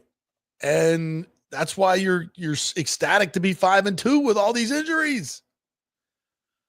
And look, they're probably right where we guessed they would be in the season, right? We guessed better. I had them at 4-4 at the bye. Yeah. I think I did too. And so, dude, they're playing well. You're going to have these games, man. Baker's not going to be an MVP every single game. Right. Just be happy that it came against one of the best, or I'll say the other best team in the NFC. Who was coming off a loss and was pissed off, but they were also beat up. So, but hey, as football. All right, we're going to take a break. And when we come back, the great TJ Rives, who was in Detroit last night, will join us. Detroit, as the Canadians call it. So we'll get if his ears are not still ringing, we will. Hey, TJ, Welcome to the show. Hey, we are brought to you by the very interesting and wonderful folks at Delete Me. Delete Me makes it easy, quick, and safe to remove your personal data online at a time when surveillance and data breaches are common enough to make everyone vulnerable. You getting all those phishing attempts? Oh, DMV, you owe money. No, you don't. You know, that means they have your number, and that means you need Delete Me. The New York Times Wirecutter has named Delete Me their top pick for data removal services. And you can always trust the Times. So take control of your data and keep your private life private by signing up for Delete Me. Now with a special discount for our listeners, get 20% off your Delete Me plan when you go to joindeleteme.com/hit and use the promo code HIT at checkout. The only way to get 20% off is go to joindeleteme.com/hit and enter the code HIT at checkout. That's joindeleteme.com/hit, code HIT. Do it now. Back in 3 with TJ. Stay with us. The holidays are coming up, and the Golden Diamond Source wants to be your family jeweler. Discover the ultimate jewelry superstore with the largest selection of diamonds, engagement rings, and fine jewelry all under one roof. Don't wait any longer to find that one-of-a-kind perfect engagement ring for that special someone in your life. And as your relationship grows, so can your diamond with the Golden Diamond Source. Trade up at any time. You get 100% of its value when you come back to trade up. And why don't you get a head start on your holiday shopping? With the Golden Diamond Source's unbeatable low pricing and financing options, you can get 5 years, 0%, and make this holiday season truly memorable. The Golden Diamond Source takes pride in offering only natural diamonds formed over billions of years by the Earth's incredible forces. If it's real love, get a real diamond. Shop online anytime at goldendiamond.com or stop by their showroom and tell them JP sent you at 3800 Almaton Road, always online at goldendiamond.com. Welcome to Kingmakers, home of the JP Peterson Show studio and Tampa's premier business networking and social club for members only. By day, it's an exclusive, vibrant co-working space with a stylish conference room, focus rooms, a full production studio, and an in-house marketing team. And by night, Kingmakers transforms into a sports-centric social hub with a full sports bar, golf simulator, and exclusive events. For young entrepreneurs and seasoned professionals, it's the perfect place to work hard, play hard, and make big moves in Midtown Tampa. Close the deal, celebrate the win. Only at Kingmakers. Become a member today at kingmakerstampa.com. Your business, your club. JP here for the Jeeves Law Group and my man Scott Jeeves, who lives right here and has long been a highly respected member of our community. He's a proud sponsor of the Tampa Riverwalk. Jeeves Law Group is also a proud sponsor of our Grand Central District in St. Pete and has neighborhood events throughout the year. He has an office on Central Avenue in St. Pete and one on South Howard in Tampa. You can't get more local than that. So when you need an attorney, you're going to hire some huge firm that advertises all over the state or the one that supports your favorite sports show. It's the Jeeves Law Group. We're local, we're trusted, and we get results. For personal injury and personal attention, call us for a free case evaluation. That's 8889-JEEVES. That's 8889-JEEVES. With this record heat in Tampa Bay, you better have your AC unit running at peak efficiency. Third Generation Plumbing installs the best American standard AC units. Our split systems offer the highest efficiency available while reducing energy bills and maximizing comfort. That's why Third Generation Plumbing trusts American standard air conditioning, built to last, made to perform. Whether it's a new install or an emergency repair, our family-owned team brings 3 generations of trusted service to your home, now with the unmatched reliability of American Standard. Plumbing or cooling, we've got Tampa covered. Call Third Generation Plumbing today, 813-961-8024, or go to thirdgenerationplumbing.com. And we also do AC. Ciao, Paolo Tini here, owner of Caffè Paradiso, voted number 3 People's Choice Award on Open Table. I want to thank all our loyal family of customers that have been enjoying our great traditional Italian dishes we make from scratch every day. It's a great family story we're proud of. Our family moved from Rimini, Italy in 1984. My dad, Caesar, started Donatello, and that's where I got the start in the restaurant business. I started Caffè Paradiso on South McDill in 1995, and we've been there ever since. From our traditional ossobuco, a veal slow roast for 4 hours, to our daily fresh catch, the Gruppo Paradiso, with a piccata sauce and lobster claw meat, homemade pasta like lasagna, farfalle salchicha, which is a bow tie pasta homemade with fresh sausage. Hold on a minute, JP's favorite. I love it. So come and have a glass of wine with me on South McDill. Get a reservation on Open Table and see all our 5-star reviews. Ciao, see you soon at Paradiso. Let's go. Right now, back to the show on FanStream Sports. All right, welcome back to the JP Peterson Show as we roll on here on this Loser Tuesday. It's what it is. Perfect for me, right? Unless you're a Cowboys fan. But we're not. On-site construction and restoration is where you need to go if you are looking to restore your home, or you're looking to add on to your home, or looking to build a home. Any type of construction, whether it be a commercial or residential. OnSiteConstructionFL.com is the website. Go see my man, Jason Fawcett, the owner over there. Actually, you can get a free consultation with him. He'll come out to your home, check out everything, give you some ideas on what they can do if you want to add on or do some different things. And also, if you're involved in a hurricane and there's damage like last year and you're frantically looking for a contractor, people are still rebuilding because they couldn't get a good contractor or couldn't find one, you will be on the preferred client list and you will have priority. That's a big deal. OnSiteConstructionFL.com, lots of 5-star reviews. So get the local company that's been here for a long, long time. They've done over 1,400 jobs in the local area, have a great reputation. Be on their preferred client list. That's OnSiteConstructionFL.com. Smart thing to do. Get to know your contractor before you desperately need him. Right? That's a good idea. Mm-hmm. Yeah. Yeah, and a nice guy. Get to know your co-host before you need him. Is that a shot? I feel like we didn't really get Is that a shot at me? No, it's a shot at me. Is that a shot at TJ Rives? Shot at TJ Rives. Your other co-host who joins us now live from his lair, the Reeves lair. Proof of life. I am in fact awake and back from Detroit, sort of. You made it back safely. What was the tagline there? I got lost. What was the tagline from the company again? The Circle of Friends. What was it? The tagline from the sponsor that you just read. Be on their preferred client list. Am I a preferred client here? Are you my preferred client? Am I your preferred client? You're a preferred guest is what you are. Preferred guest. I'm here, president accounted for after a tough night in the Motor City. Timmy, please. I'm advancing in age. If I start giving out my bank account information or my PIN number, please stop me. I'll write it down and then I'll stop you. Thank you. A little groggy.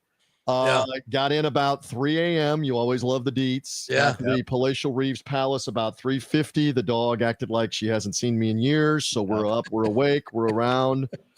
Got in the rack about 4:45. And now up and going here after a tough one last night. So full disclosure, I have been working a little bit on the Nothing But Bucs podcast. I am aware Todd Bowles has talked to the media a little while ago. Have you been talking about this? Already this morning, yes. All right, so the update is Mike Evans is gone at least 6 weeks, if not, dare we say, the season. Don't know. Could maybe come back. I don't know. Did he provide any kind of further update on Hassan Reddick? 6 to 8 weeks, just basically said you don't know. Towards the end of the season, he could come back. Right. But, yeah. You know what? You and I go back, and the other collarbone injury that I thought of is Trent Dilfer. Trent Dilfer, 99, broke the collarbone in Seattle. Sean King that then came in as the rookie starter, and Trent Dilfer never played another down for the Buccaneers, by the way. Didn't get back healthy the rest of that season. Didn't even get healthy in the postseason when they went into the postseason to play. So different with because I think it was his right clavicle. His throwing arm. Correct. Yeah. So stay tuned on Mike being able to come back from that. And I didn't hear if there's an update on Hassan Reddick, who got carted off with a leg injury, did not look good. Don't know what the long term is. MRI on that. So MRI today. Tough night to say the least. Played poorly in some aspects, played well at times in other aspects. I did not get to hear a lot of what you said in the buildup, but there were throws to be made by Baker Mayfield that he didn't make. Yeah. That set you back. Defense. Well, I can ask you this real quick. I hate to interrupt you, but while we're on Baker, so you get to see him coming off the field. You get to see his body language. To me, his body language is just off last night. Totally. He never got into the game. Didn't have that, that signature run. You're correct. Yeah. What was his body language like coming off the field? You saw some of that, especially when the first drive and then the second drive, they can't even get a first down. They're backed up. They're rattled. They got a couple of false start penalties early on in the game, which you did not see in Seattle. You did not have in Houston or even in Atlanta. I can't recall in Atlanta if they had one. They didn't have one in Houston. They didn't have one in Seattle. And he was electric from the beginning in Seattle against the loud crowd. That was not the case last night. They did an excellent job with their front seven of obviously covering up for their inexperienced, lacking secondary. And they hit him some and got to him some and spied him where he couldn't get out of the pocket some. They played very aggressive man-to-man bump and run where he didn't have outlet guys open right away. It was just weird at times. I'm not making excuses where he's got an open guy and he misses. And like badly, not a little bit. Yes, several times. And then they can't get the run game going to settle it down either. Credit Detroit. Again, Detroit is really good. Kids, I'm not making excuses. They're probably one of the 3 or 4 best teams in the NFL when they are right, and especially at that place. Again, 4 Advil night, 2 before the game and 2 after the game. It was not easy. They have got players all over the field, and you just did not help yourself offensively. Then the Gibbs play obviously happens, which breaks the game open at that point at 14-0. It demoralizes you. Still, though, you stay in the game. You get a score before halftime. You get a score out of the locker room. You're in the game. It's not like they blew you out. Yeah, we can't act like on Monday night they blew you out. They did not. This did not become 41-9. That was 14-9, and then they answered with a really good drive, which I thought was like, ooh, right. That was the time you needed it. Yes, you needed to stop them there, but the defense had stopped them over and over again in the second quarter and in the third quarter, and again, the game was weird. We're going to get into the replay review mayhem and the chaos. You have another doink. Help me on very little sleep. Was it the Jets game or was it the Eagles game where that was a doink that also barely went through? Which game? It was one of those 2 games. It was the Eagles, right? The Eagles game, I think. Game. We've had 2 doinks now recently that have barely gone through the upright. Yeah. And I was standing down there around Laura Rutledge of ESPN and others for a lot of the night. And when they lined up that 58-yard field goal, I said, why is he not punting here and playing the coffin corner with the way their defense is playing? Because if you miss this from 58 and he'd already missed earlier, you're giving the ball to the Bucs at midfield with a ton of time in a 21-9 game. And sure enough, he doinks. But he doinks, and then my vantage point is like this. Like, did that go in? And I got Buccaneers running in front of me. Baker's going like this. Everybody thought he missed. And then I'm looking at her. They have a wireless TV on a stand, and I'm looking at her monitor, and they show the ball come inside the goalpost like maybe a yard, maybe 2 feet. Yeah. We had bad doink luck as well, Timmy, last night. Got to have good doink luck. We needed some good doink luck.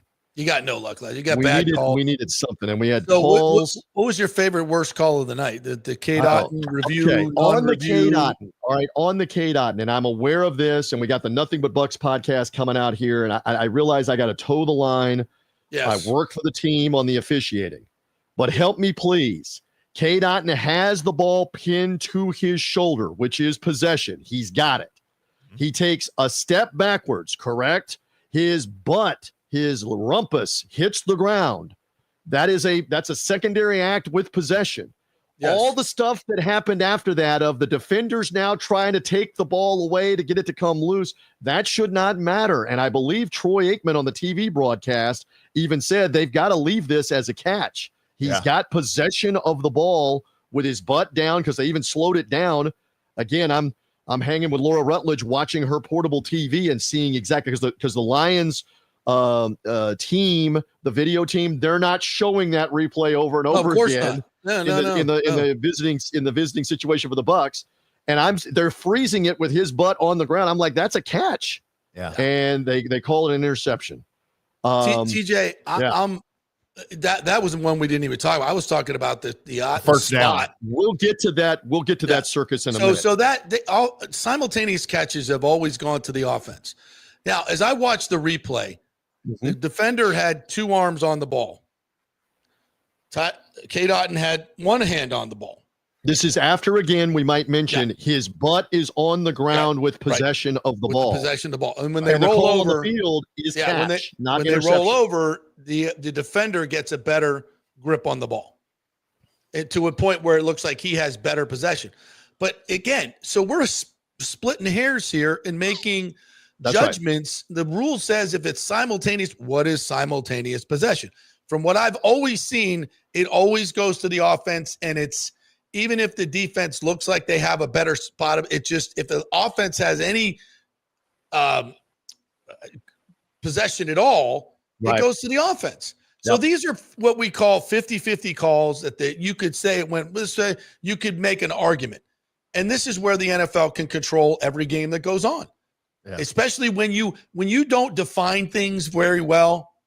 Now, for all my entire life, every time there was a simultaneous catch, let's go. Right. We didn't look at it. We just went, and I went on a rant this morning that I'll probably clip out and send to you about we're old enough to know back in 1975 watching games where they make a call and we just play football. You live with it. And you live with it. We've lived with it forever. And the argument has always been, well, if you can get the call right, let's get it right. They're not getting the calls right. Right. They're adding more ambiguity and more suspicion. If it's obviously wrong and needs to be changed, that's what we want replay for. Yes. We have now gone like 2 levels above that, that we slow down everything in 4K video into microseconds, and you make these officials almost on the call, on the live call, obsolete with all that you're doing with replay assist. And they're afraid to make a call because they know it's going to be. Great point. They're gun shy to make a call. They get instructed, don't blow your whistle. Go ahead and let it be a live ball, let it be a fumble so we can review it. So then we can then claim later, well, the call on the field was a fumble. Yeah, because you've instructed your guys not to blow the whistle and not to actually officiate the play. And that's why the call is fumble, live ball. I loved Baker threw. I like this last night. Baker threw the ball with Aiden Hutchinson hitting his arm in the first half. The ball went 20 yards down the field, and Aiden Hutchinson's going like this and pointing this way. And I'm like, the ball doesn't go 20 yards in the air down the field if he didn't throw it. He threw the ball, and John Hussey immediately is doing this and blowing his whistle. Because every play now can be interpreted a different way. So we got to do this on every. And do you remember back in the day when we actually just watched football? Yeah. Turn it loose. Don't micromanage with the replay. Yeah. All right, so let's get to the circus of the fourth down play at midfield. Again, you forced Detroit to punt. You've gotten the ball. You get a first down after they pinned you in. You're up near midfield. Again, my vantage point is TV left of the Buccaneer bench. I'm on about the 30-yard line looking like this towards the play. I thought – again, I don't have a right down the line look. I thought he's got the catch. He's leaned it forward. They've called it first down. And here we get into, this is why you're watching the JP Peterson show right now. I'm here for the explanation, and then we'll get into the whole circus of the head of the vice president of replay officiating in the command center who gave the comments to the pool reporter. We'll get to all of this. Okay. All right. In the dynamic, the 3 things where New York comes in immediately are scoring plays, turnovers, and change of possession or not on downs, a fourth down play. So that is New York immediately looking at that play and buzzing the replay official and buzzing John Hussey, telling him we are looking at the play. So we're just going through the mechanics of what they do by procedure on the play. So John Hussey is standing there and he is listening in the communication, and that is New York talking to him. That is the Supreme Court. Let's use our civics analogy. The nameless, faceless, anonymous New York. True. Correct. New York. New York. Yes. All right. The Supreme Court in New York has banged. There is no appeal beyond the Supreme Court. The Supreme Court in New York has banged the gavel. Yes. K. Dotton caught the ball, and he has made the line to gain. That's the ruling from the replay command center. John Hussey announces that to the Ford Field crowd, to all of us, to all of you that were watching on TV. The replay is that he caught the ball and he got the line to gain. At that point, this is my criticism, and again, I got to be careful, but this is the truth. He's got to administer the game better. At that point, He does this right here, and he blows the whistle and says, play ball. All right?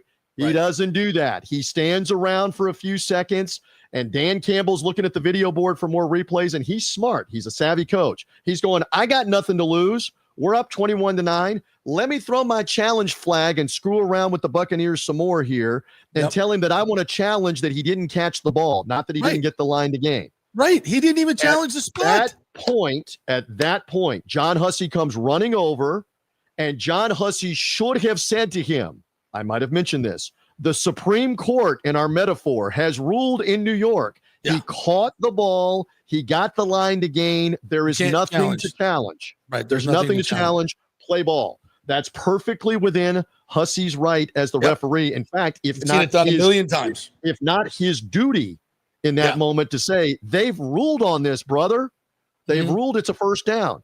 Instead, he does the opposite worst thing, which is he's chuckling. I see him smiling with Dan Campbell. Okay. We're now going it's to almost review. like they revel in this. We got another way to look at this. So let's get back into the courtroom and let's adjudicate this even more. Like nobody wants to see that. No, and there's never an urgency to get on with the fucking game. There's always this, yes, this, you know why? Because they're all fucking lawyers. And they're all like, oh, yes. The refs in the league. Yes. Let's go grab a book off the shelf. Let's go through 17.49. You're right. You can challenge. They get off on this. All due respect to lawyers. They get off on this.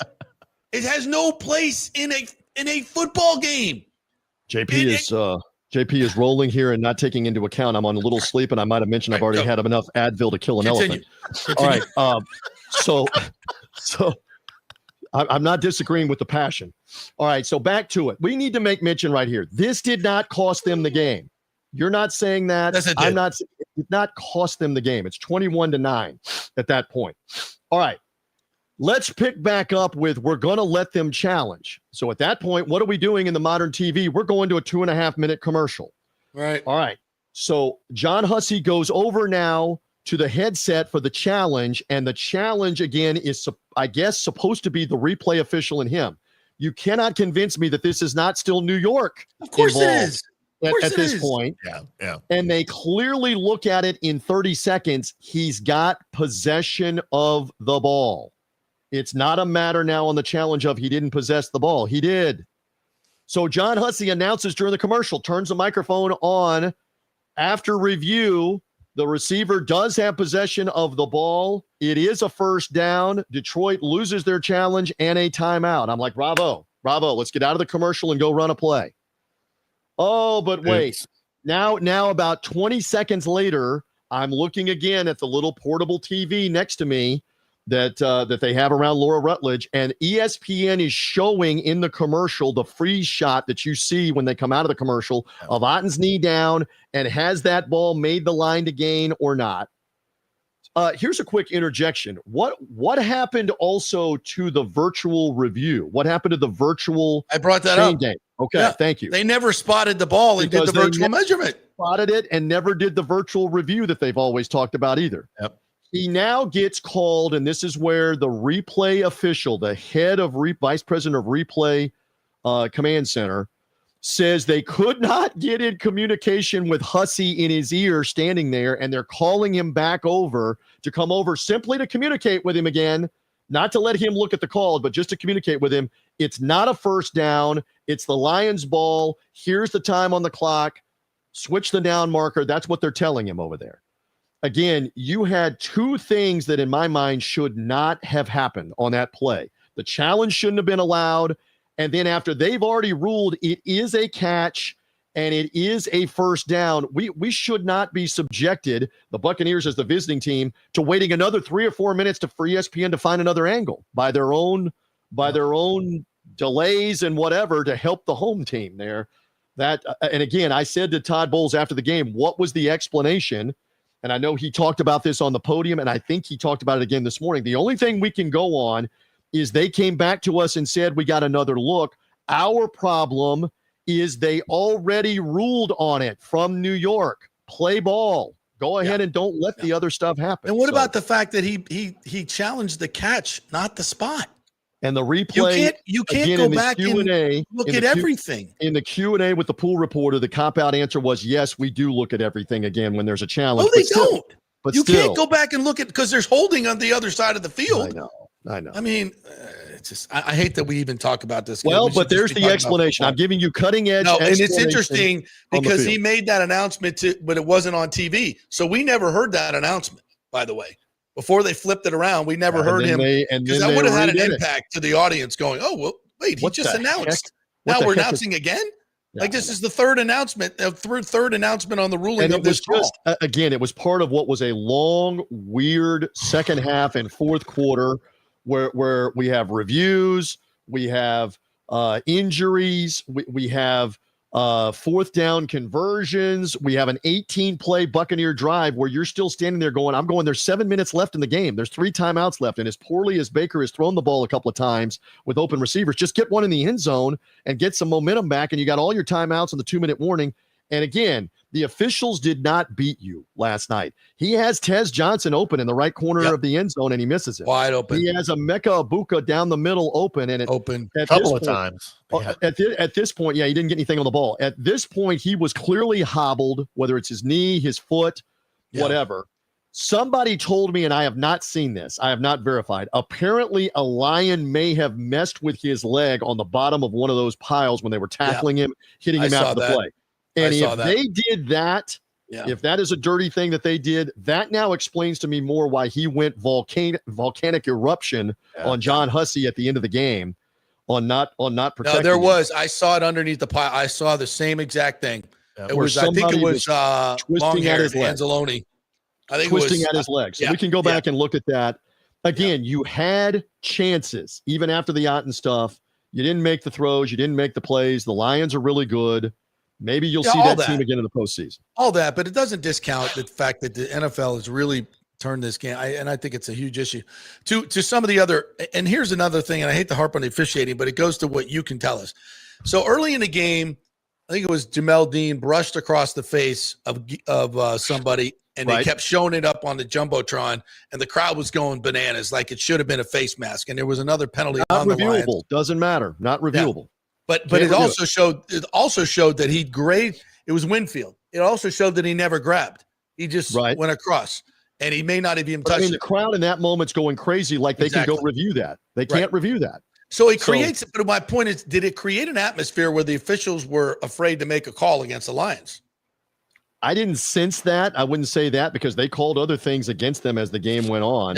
Yeah, but the whole ref you suck thing was going on. That goes on in stadiums, including at Raymond James Stadium. And I think they were having a little bit of a rough time with some of the bang stuff. But ultimately, I'm going to keep coming back to you had chances after that with a lot of time left, and you didn't get it done. So that leads us now to this week, and you cannot let last night beat you twice. Right. This is the encouragement. All right. This is the truth, kids. You're playing a team that is about 3 levels down from Detroit. This is one of the 1 or 2 worst teams in the NFL, the Saints.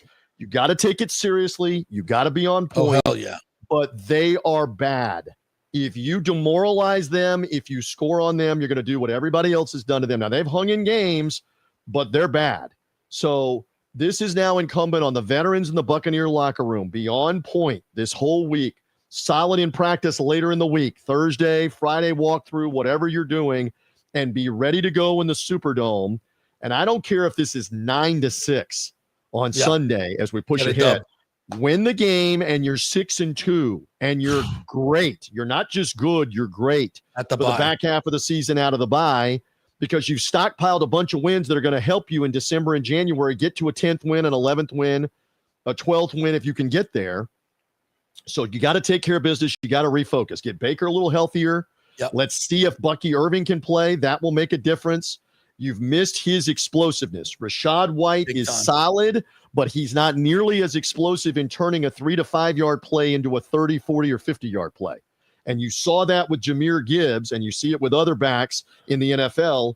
When you've got the extra gear and the stop start, it's a big dimension. Can Bucky play this week? We don't know. Buccaneers are healthier in the secondary now. That will help. You got to dial up the pass rush on Spencer Rattler. I haven't seen this. Might New Orleans go to Tyler Shuck, the former Louisville quarterback, the third-round pick that they drafted? Might they go to him? Because Spencer Rattler's clearly not your future. Do they wait? Do they keep going with Spencer Rattler? We don't know. And the Saints are banged up too. So now your focus is get ready to go play New Orleans, win that division game, get to 6-2, get into the bye, and now you're in great shape. Because let's don't revise history. How many people looked at the beginning of this schedule and said 6-2? Oh no, I had them at 4-4. 4-4 was a lot of people. Yeah. Some people might have even said 3-5 if you're going to have a down year. 6 wins is going to be large when you get later in December.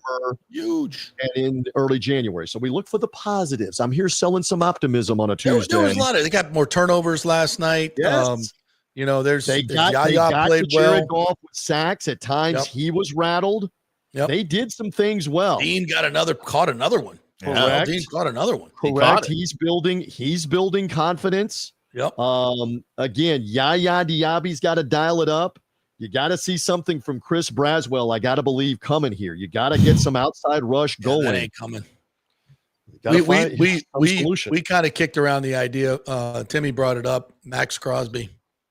He costs too much, my friend. He costs like 28 million. 28 years old, 35 million. And then they don't have the cap room. And then 29. Yeah, it goes down. They will next year. You can look at Hendrickson. You can look at trades for a pass rusher.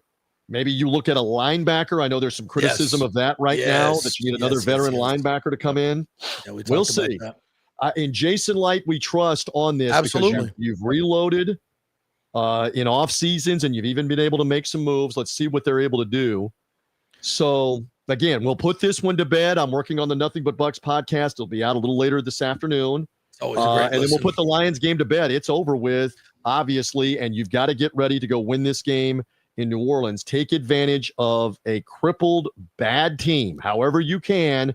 Don't let them hang around. Don't let them have a chance to beat you. You don't want to be regretting losing back-to-back games before the bye, with the second game being the Saints. It's one thing if you lose to a good team like Detroit or a really good team. So one last question that you can answer because you were there. A lot of people in the comments were asking about the turf in Detroit. Is it harder? Is it slipperier? Got a lot of guys were slipping. One to speak to it. All right. Dave Moore played on these field turf, artificial turfs. He played on the fuzzy concrete. And then obviously this is now field turf in the modern. He said last night, it seemed like a little, quote, longer grass to me.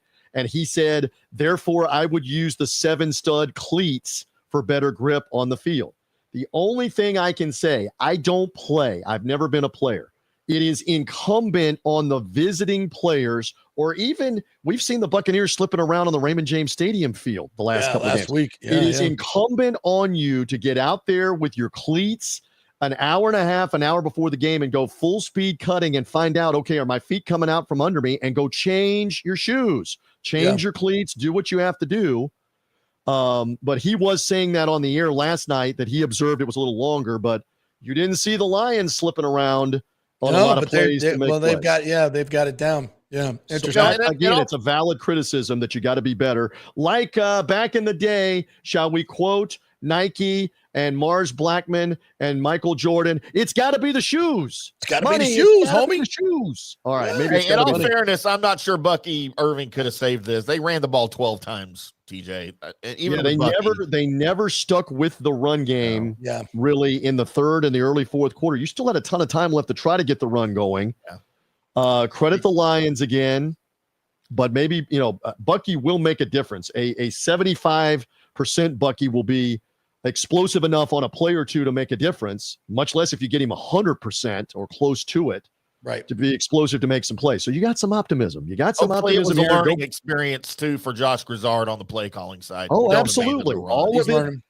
all of it. And again, we might have mentioned this at the top of the conversation. Detroit is really good. They have a lot of players. And if you're not on point, you're not going to beat them at their place. Yeah. So stay tuned. Maybe you get another look at that team in the postseason. We shall see. Anything else, my friend? Are we good? That's good. That's good. Thank you for your time. Thank you for waking up. And you should probably go back to bed.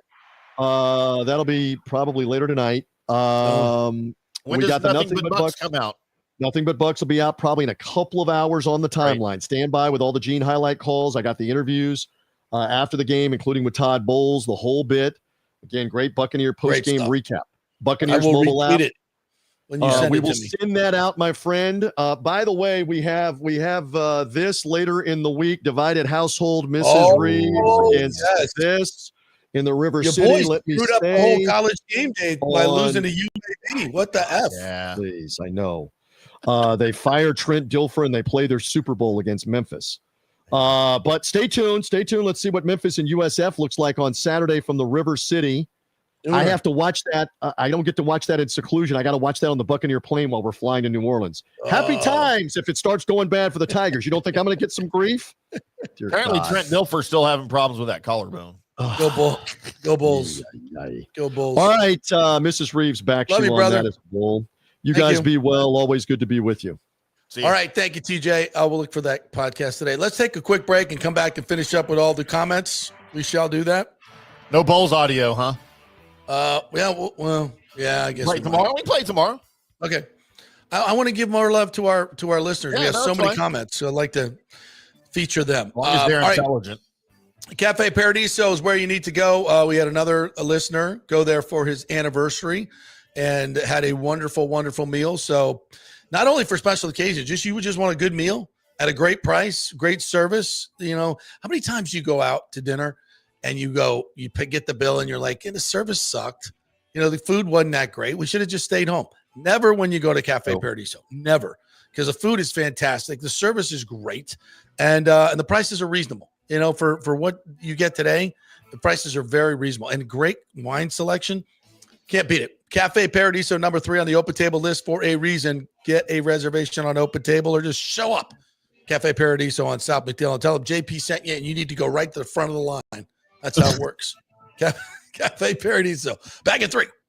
JP here for Riveters, the official sports bar and grill of the JP Peterson Show. We're located just south of Ray J and Steinbrenner Field, so it's a great pre- and post-game spot, and the happy hour is amazing. Monday through Friday, 3 to 7. Check out these specials.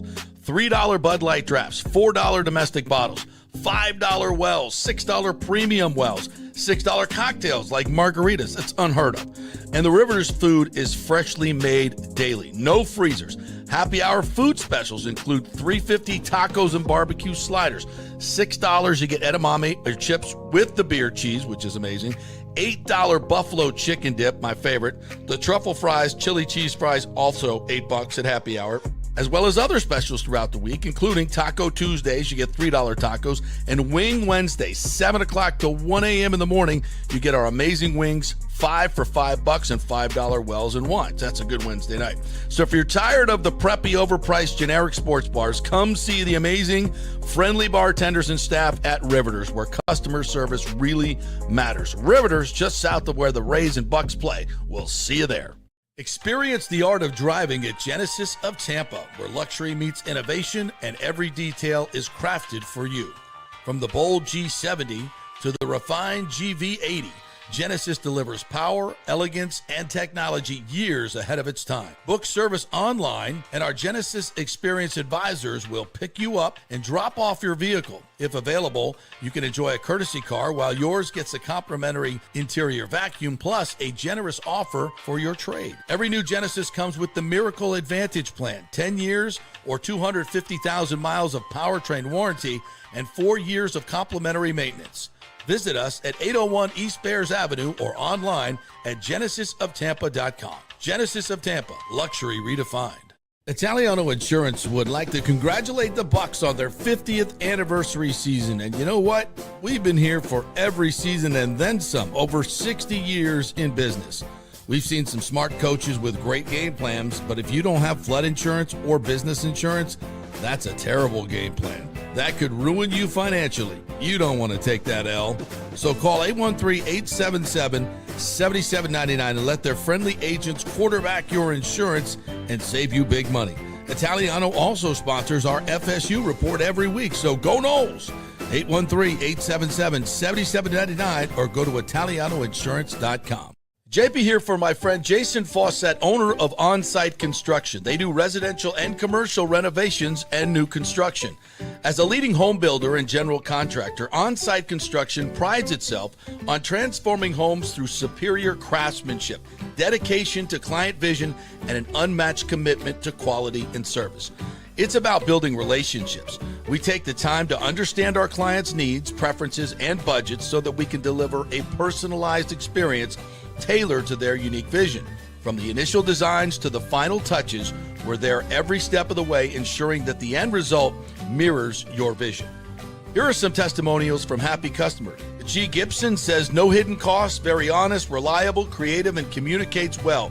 Reasonable and fair with their pricing, no hidden costs. C. Smith said, did not disappoint. I'm very happy with the work. This company really cares and will take care of it. So if you're just thinking about building or renovating, give us a call and let's see what's possible. 813-579-5789 or check out our website at onsiteconstructionfl.com. Are you having legal issues with a business partner or other legal business issues? The attorneys at Walters, Levine, and DeGrave can help. Call 800-616-0384 for a free consultation. At Walters, Levine, and DeGrave, we've redefined what a law firm can be with top-tier attorneys, personal service, and 26 years of success. From business law to civil litigation, we deliver smart, client-focused solutions. Walters, Levine, and DeGrave recently won a $6.4 million jury verdict from a large real estate developer, and they can win for you too. Walters, Levine, and DeGrave. Let's solve it together. Not attorney spokesman. For a free consultation, call 800-616-0384 or go to walterslevine.com. Offices Tampa, Sarasota.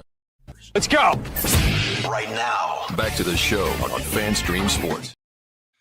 A big thanks to Walters, Levine, and DeGrave, especially Stuart Levine, our good friend over there, who was a huge Bucs fan and text me some of the craziest stuff that you would ever, because he is so passionate. I want someone passionate representing me, and that's passion. If he represents you, and he will, like he loves the Bucs, you're a winner.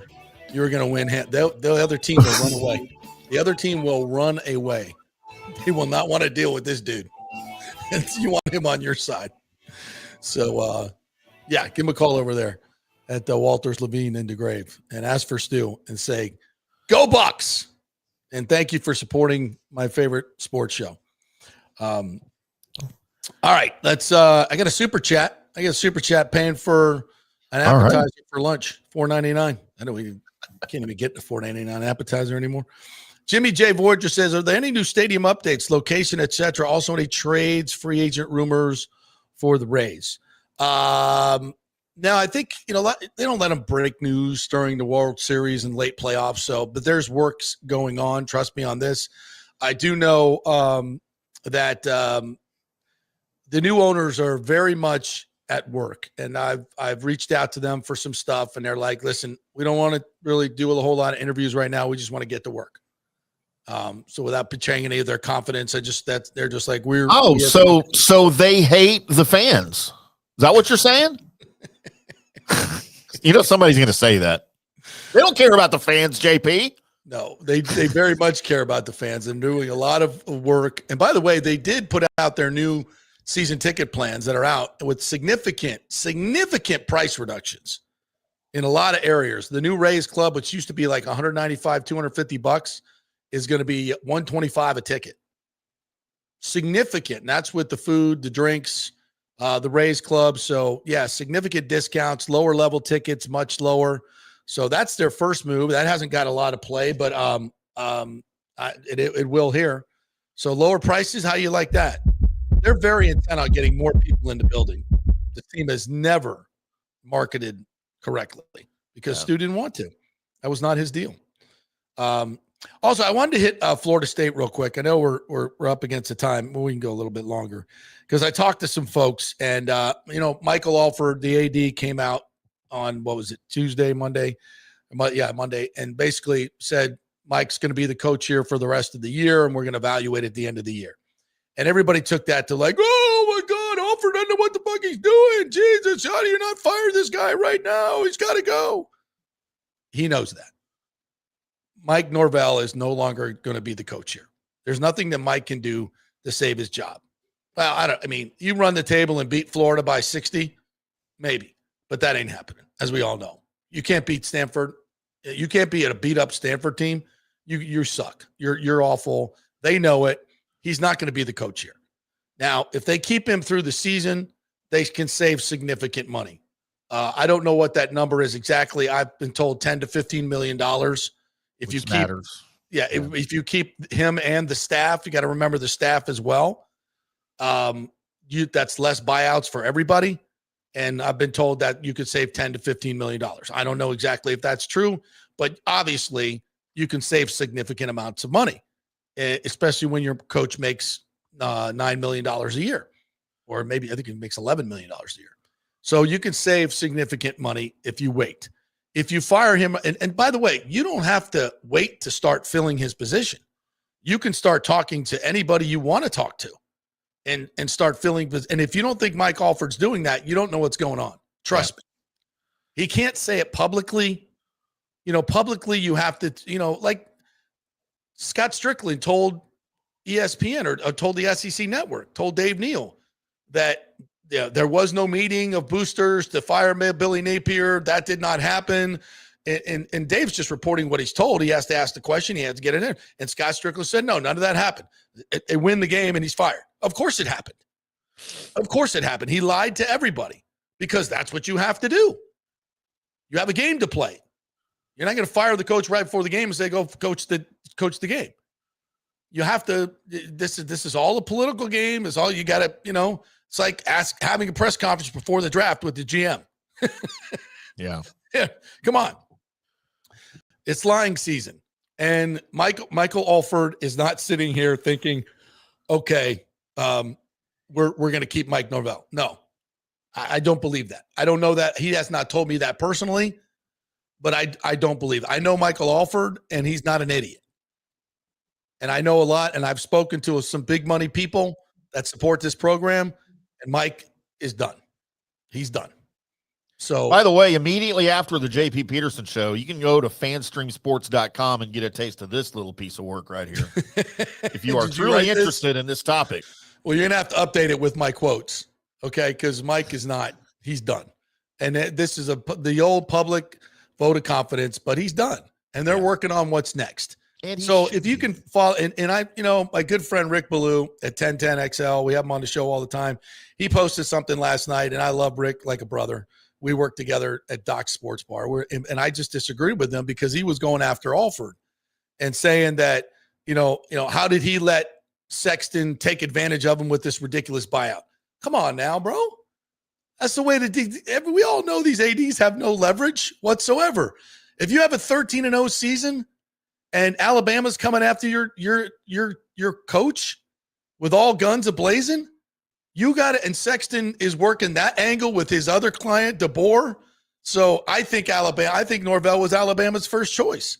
I have a lot of information that confirms that, but I don't know for sure. I know Norvell this. Wishes that he went. I know this, that Sexton made everybody believe that Alabama wanted him. So what choice do you have? You're going to fire you're going to let your coach go or take the risk of losing your coach that just took you to 13-0? Then you really look like an idiot. So number one, he had no leverage over that contract. You got to take what they just go look at everybody, all these other Sexton contracts, Jimbo Fisher's, all of them. It's the same shit. They've got no leverage. So I don't know how you can blame him for that. You wanted to blame him for the Orange Bowl debacle. Well, I'm sorry. Your coach has to rally the troops. What's an AD going to do about that? Your coach is the one who has to go to the players and say, look, they screwed us. Now let's go beat Georgia. Let's everybody get on board. Nobody wanted to do it because they didn't trust the coach. They weren't loyal to him. And yesterday, a couple of former players wrote on Twitter about how Norvell, and I've talked about this over the years, how Norvell would go out and get these transfers to come in and move them right ahead of the depth chart the guys that have already been there for 2 years. Yeah. How do you build loyalty on a team when Lawrence Toafili has busted his ass through all the shit and taken a ton of abuse, and you bring in Roydell Williams and put him right atop the depth chart, make him number one? Same with DJ. You bring in DJ and you recruited Brock, and you recruited who was there for you when Jordan Travis went down and took all the hits. I'm not saying Brock was great, but he wasn't any worse than DJ Uyunga lay down. I mean, and you do this time and time again. You build no loyalty from. If you're not loyal to your players, how do you expect them to be loyal back to you? They're not going to play for you in the Orange Bowl. They don't trust you. And he wanted to blame Alford for Mike not having to stand up at the podium and tell everybody what happened on his black eye. Your athletic director has to tell your coach that? To me, that was the last straw. You're a buffoon, Mike Norvell. At this point, you're a buffoon and a charlatan.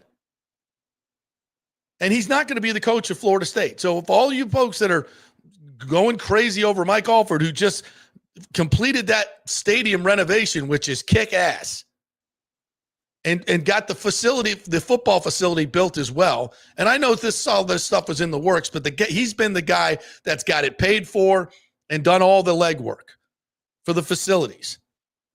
And I think all this Mike Alford doesn't know what the hell he's doing talk. I disagree. I know the results aren't what you guys want right now. And all these things you're pointing at, I think you're misguided. I don't think Alford needs to go as well. I think Alford's doing a hell of a job. And he's going to pick the next coach. And we'll see where it goes. I'm not saying it's going to be a home run hire. Who knows who to hire at this point? But I know this. I don't know this, but I've been told by a very, very good source, and I haven't corroborated it yet, so I'm just going to tell you this, that there could be a naming rights press conference coming soon. And if it might involve another group of Seminoles. Let's just put it that way. And the new Nike deal may be on the way as well. All of this done by Mike Alford. Create revenue. He also was the one that spearheaded the lawsuit, which was very unpopular, but the right thing to do. A 100% right thing to do, and he had the balls to do it and see it through. So go up against all of his brethren, all of his AD buddies in that conference. You think that was easy to do? You think that was easy to do? No, but it was the right thing to do. It was the absolute right thing to do for Florida State University. So piling on A.D. Alford, I think, is really misguided right now. Totally misguided. I think he's doing a hell of a job. And if he finds the right guy, listen, I would go hire James Franklin tomorrow and just say Mike's going to coach the rest of the season and you save the money, whatever it is, and then move forward with James Franklin. I think that would be, I don't know. Listen, I know his record against bad teams. Up against great teams. I get it. It took Bobby Bowden 17 years to win his first national championship. 17 years. Okay? So if Franklin is at 53, still learning. Hell, Todd Bowles at 62 is still learning and becoming a better coach. I know this. He's a program builder. He sets a culture. He recruits his ass off. All things Mike Norvell never did. So I don't know all the other guys that are Drinkwitz. I like him. There's a few guys out there. Campbell at Iowa State, love him. I don't think you're getting any of those guys, but if you can get James Franklin, go get him. I hear Kentucky might move on from Mike Stoops. No, thank you. No, thank you. Mike or Mark. Don't like either one of them. No. So listen, let's calm down on all that nonsense. All right, that went on a lot longer than I wanted it to, Timmy. I'm sorry, but we needed to get that out there. Anything else in the anything else we need to get to in the comments here? Nope. All right.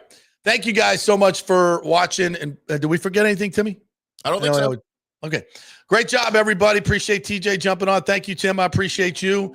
Thank you to all the we need some more. We need 3 hours, bro. We need 3 hours. I'm game when you are. All right. We got 2 hours tomorrow though. So we'll get to all your thoughts and on the Bucs. We got days to do that as well before we go to New Orleans. Have a great day, everybody. We'll talk some Lightning tomorrow as well. See you then.